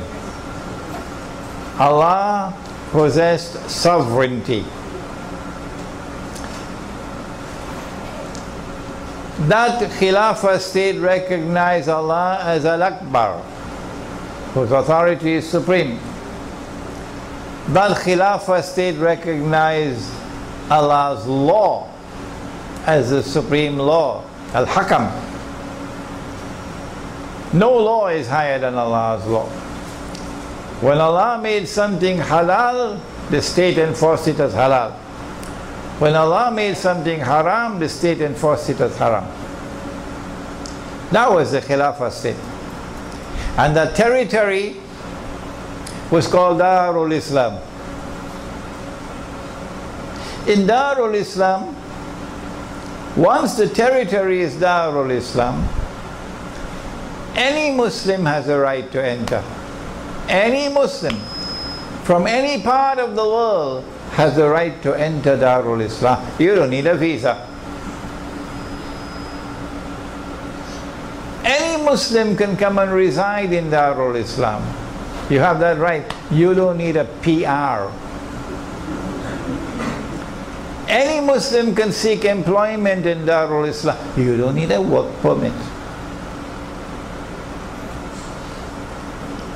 And any Muslim can participate in the political process on the basis of political equality with all other Muslims. You don't need something called citizenship. That is what we had. And that is what is coming back with with Imam al-Mahdi. We just have a little time to wait. It's coming back. Our hearts are there with that. We have not forsaken it. We have never given it up. We have never betrayed it. No. We're longing for it to come back. And we'll struggle for it to come back, even though we know we have to wait for Imam al-Mahdi. But what about the rest? When the Dajjal destroyed the Khilafah state, guess what he used to replace it? He used the modern secular state. And the whole world today is embraced by this system, which declares that sovereignty no longer belongs to Allah. This state is sovereign. Why can't they understand that that is shirk? What's wrong? What's wrong with Ikhwan al-Muslimun in Egypt? What's wrong with Parti Islam in Kelantan? What's wrong with Jamaat Islami in Pakistan? What's wrong with Al-Nahda in Tunisia? What's wrong with the Justice and Development Party in Turkey? What's wrong with the world of Islamic scholarship? Why can they not understand that this is shirk? Allah is no longer Al-Akbar. His authority is no longer supreme. No. The Charter of the United Nations Organization says that the authority of the Security Council of the United Nations is supreme in the world in all matters pertaining to international peace and security. Allah is no longer Al-Akbar. That's shirk.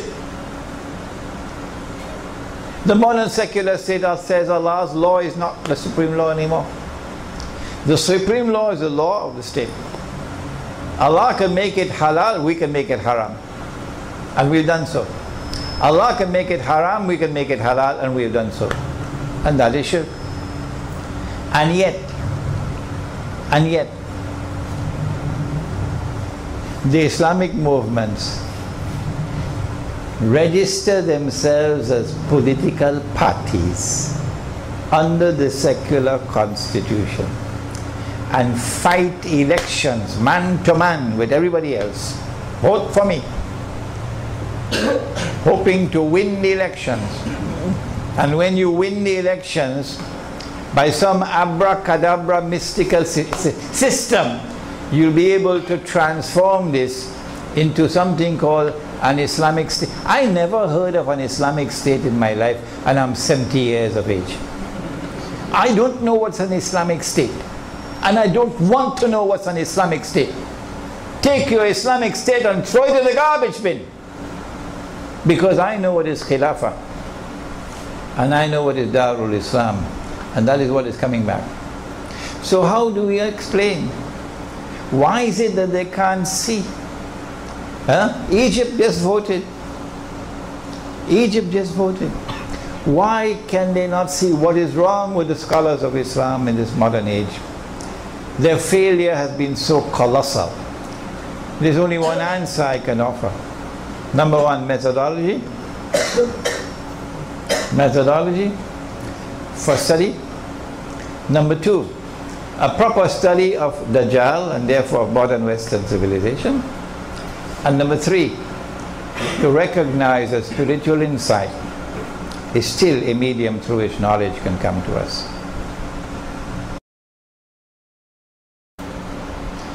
Are you saying that we are not allowed to go to a hospital? No, I'm not saying that. I go to the hospital. But I'm saying to you, be careful. You know, he had a heart attack.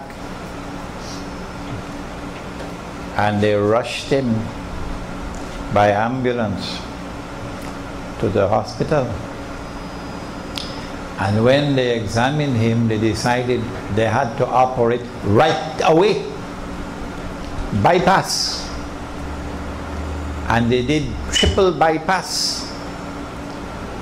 And as a consequence of that operation, he's alive today.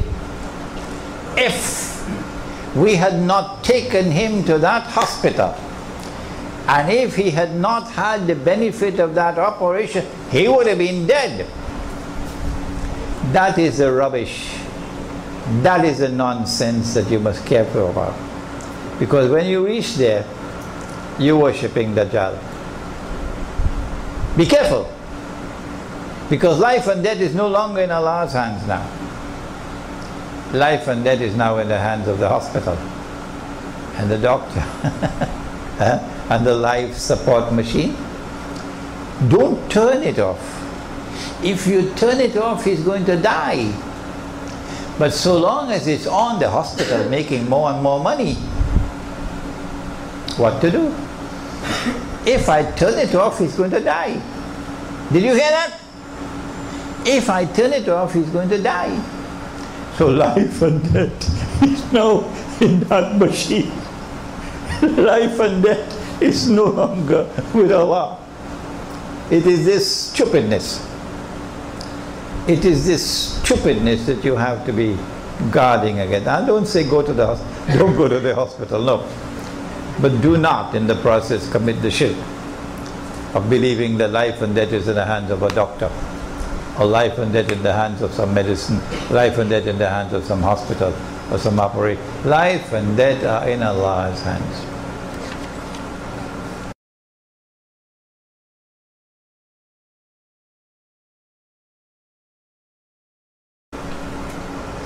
What is your advice to Muslim students from Malaysia who are studying abroad in the United States, Australia, etc.?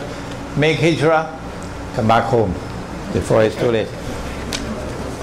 Make hijrah, come back home before it's too late. If you cannot read history, I can. Oh yes. And I know what's coming up.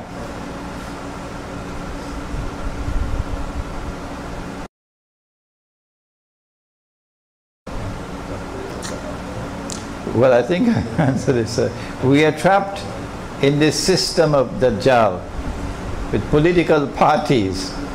Why can't we restore our Khilafah state, beginning with an Islamic state here in our own country? Use the Dajjal system to beat his system. No, you can't use haram to bring halal.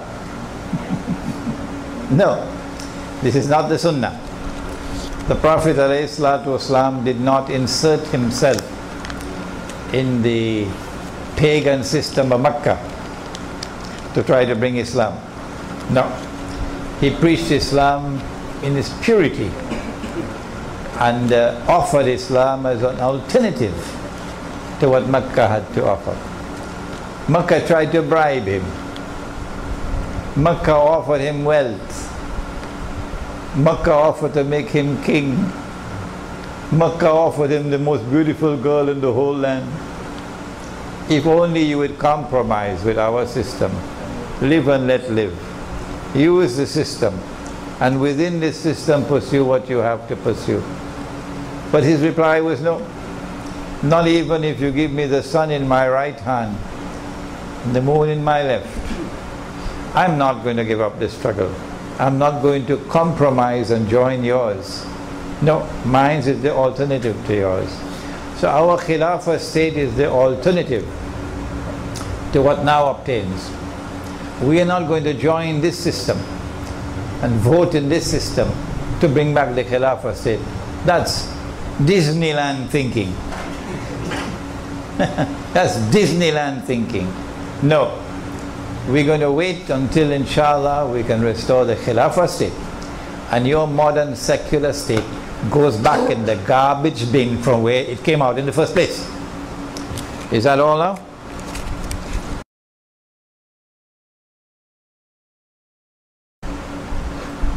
Whenever I do not have sufficient knowledge of a subject, I always decline to speak.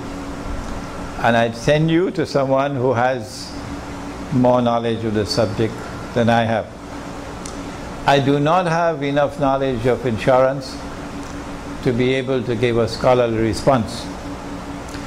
But I do have enough knowledge to say I am not going to take any insurance. No, I avoid all insurance. I consider insurance to be the sister of riba.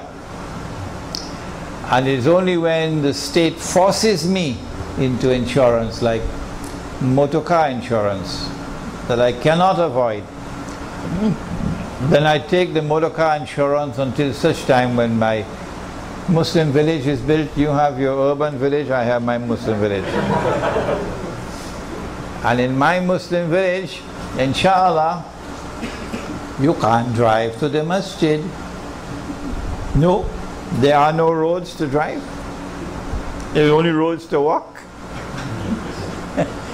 So it's a pedestrian village.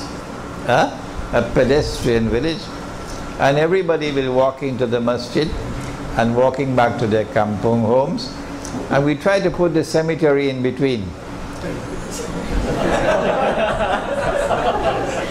So as you're walking to go and walking to come back, you remember one day you're going there, inshallah. Yes. So I try to avoid all insurance personally, but that's my personal choice. The other question? What's wrong with studying there and actually seek knowledge in whatever field that she's studying? Oh, she doesn't have to leave. No Muslim has to leave. They can remain there. Okay? But when the war starts, which is starting soon, the Muslim is going to be targeted. And if you think the life of a Muslim in the United States has been horrible these last 10 years, as they say in Harlem and Brooklyn and Bronx, you ain't seen nothing yet. They have concentration camps already prepared to put Muslims. Okay? You want to get out of the United States, you cannot. You want your daughter to come back here, she cannot. Why? No fly list. No what? No fly list. Your name there, you can't come out. You can't. She's trapped there. When the US dollar collapses, the economy will collapse.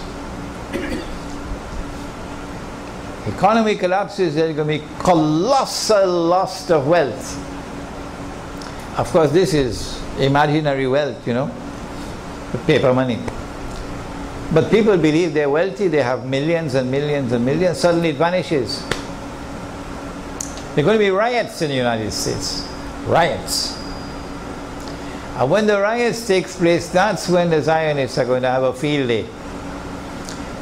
Paying people to go and attack Muslims, destroy Muslim businesses, destroy Muslim homes, kill Muslims, to drive terror into the hearts of the Muslims. They wouldn't know what to do. When anarchy spreads, where are you going to get food? When there's anarchy and there's no electricity, no water, where are you going to get water from? Okay? This is tomorrow. If you cannot see it, I can see it.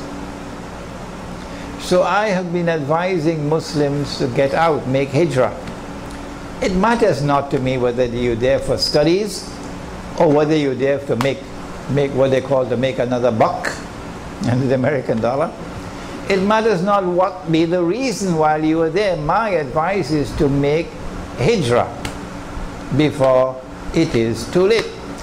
But you don't have to accept my advice. No. Okay, sorry, man. Assalamualaikum, sir.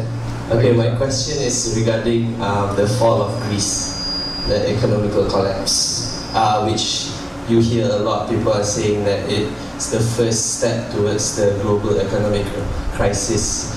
So if you don't mind sharing your views about that and how that might affect, or later on, you know, how it will that affect lead towards the coming of Dajjal and everything. Thank you. What we need is an honest banker.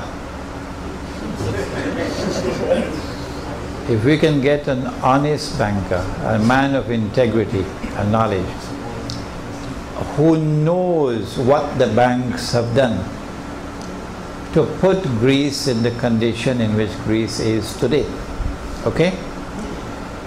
Then he will be able to spill the beans. In the last RIBA conference that we had at PWTC, a former banker, senior banker, came and spoke to us. And that banker spilled the beans and explained to us all the fraudulent transactions which are taking place in Islamic banking today, that we did not know about, and we would not be able to understand ourselves unless he explained, and this is what he did, okay, in that conference. So I am not a professional economist. I have done studies in international monetary economics at 2 universities, but I am not focusing my attention on the subject of how the banking system is operating to trap and to destroy a country. The reason why Greece is at the front row is because the banking system is under the control of Dajjal, the Zionists. And the Zionists have their control in Western Europe. The Judeo-Christian alliance is in Western Europe. Western Europe has Roman Catholic religion and Protestant religion. But Eastern Europe is different from Western Europe. Eastern Europe had its capital in Constantinople, and it was Eastern Orthodox Christianity and the Byzantine Empire.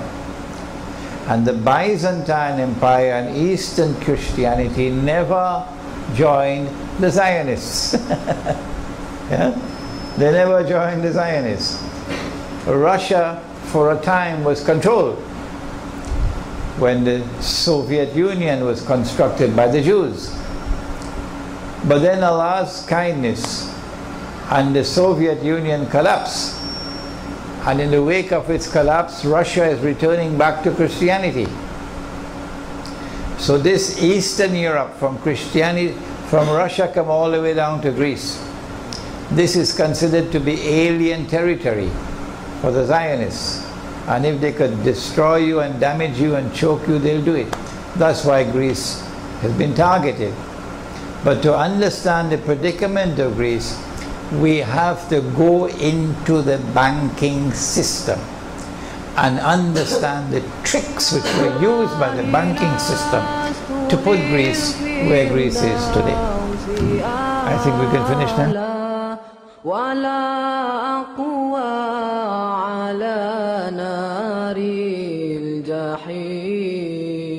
الله فهب لي توبة واغفر ذنوبي فإنك غافر الذنب العظيم إلهي لست للفردوس أهلا ولا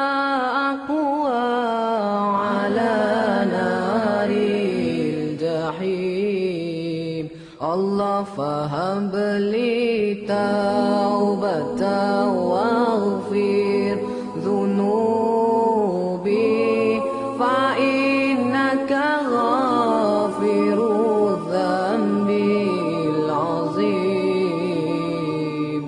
Tuhanku aku tidak layak untuk syurgamu tetapi aku tidak pula sanggup menanggung siksa nerakamu. Dari itu kurniakanlah ampunan kepadaku, ampunkanlah dosaku.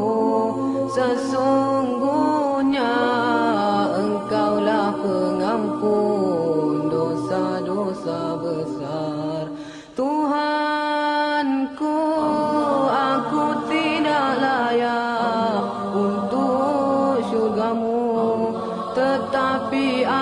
tidak pula sanggup menanggung siksa nerakamu. Dari itu kurniakanlah ampunan kepadaku, ampunkanlah dosaku.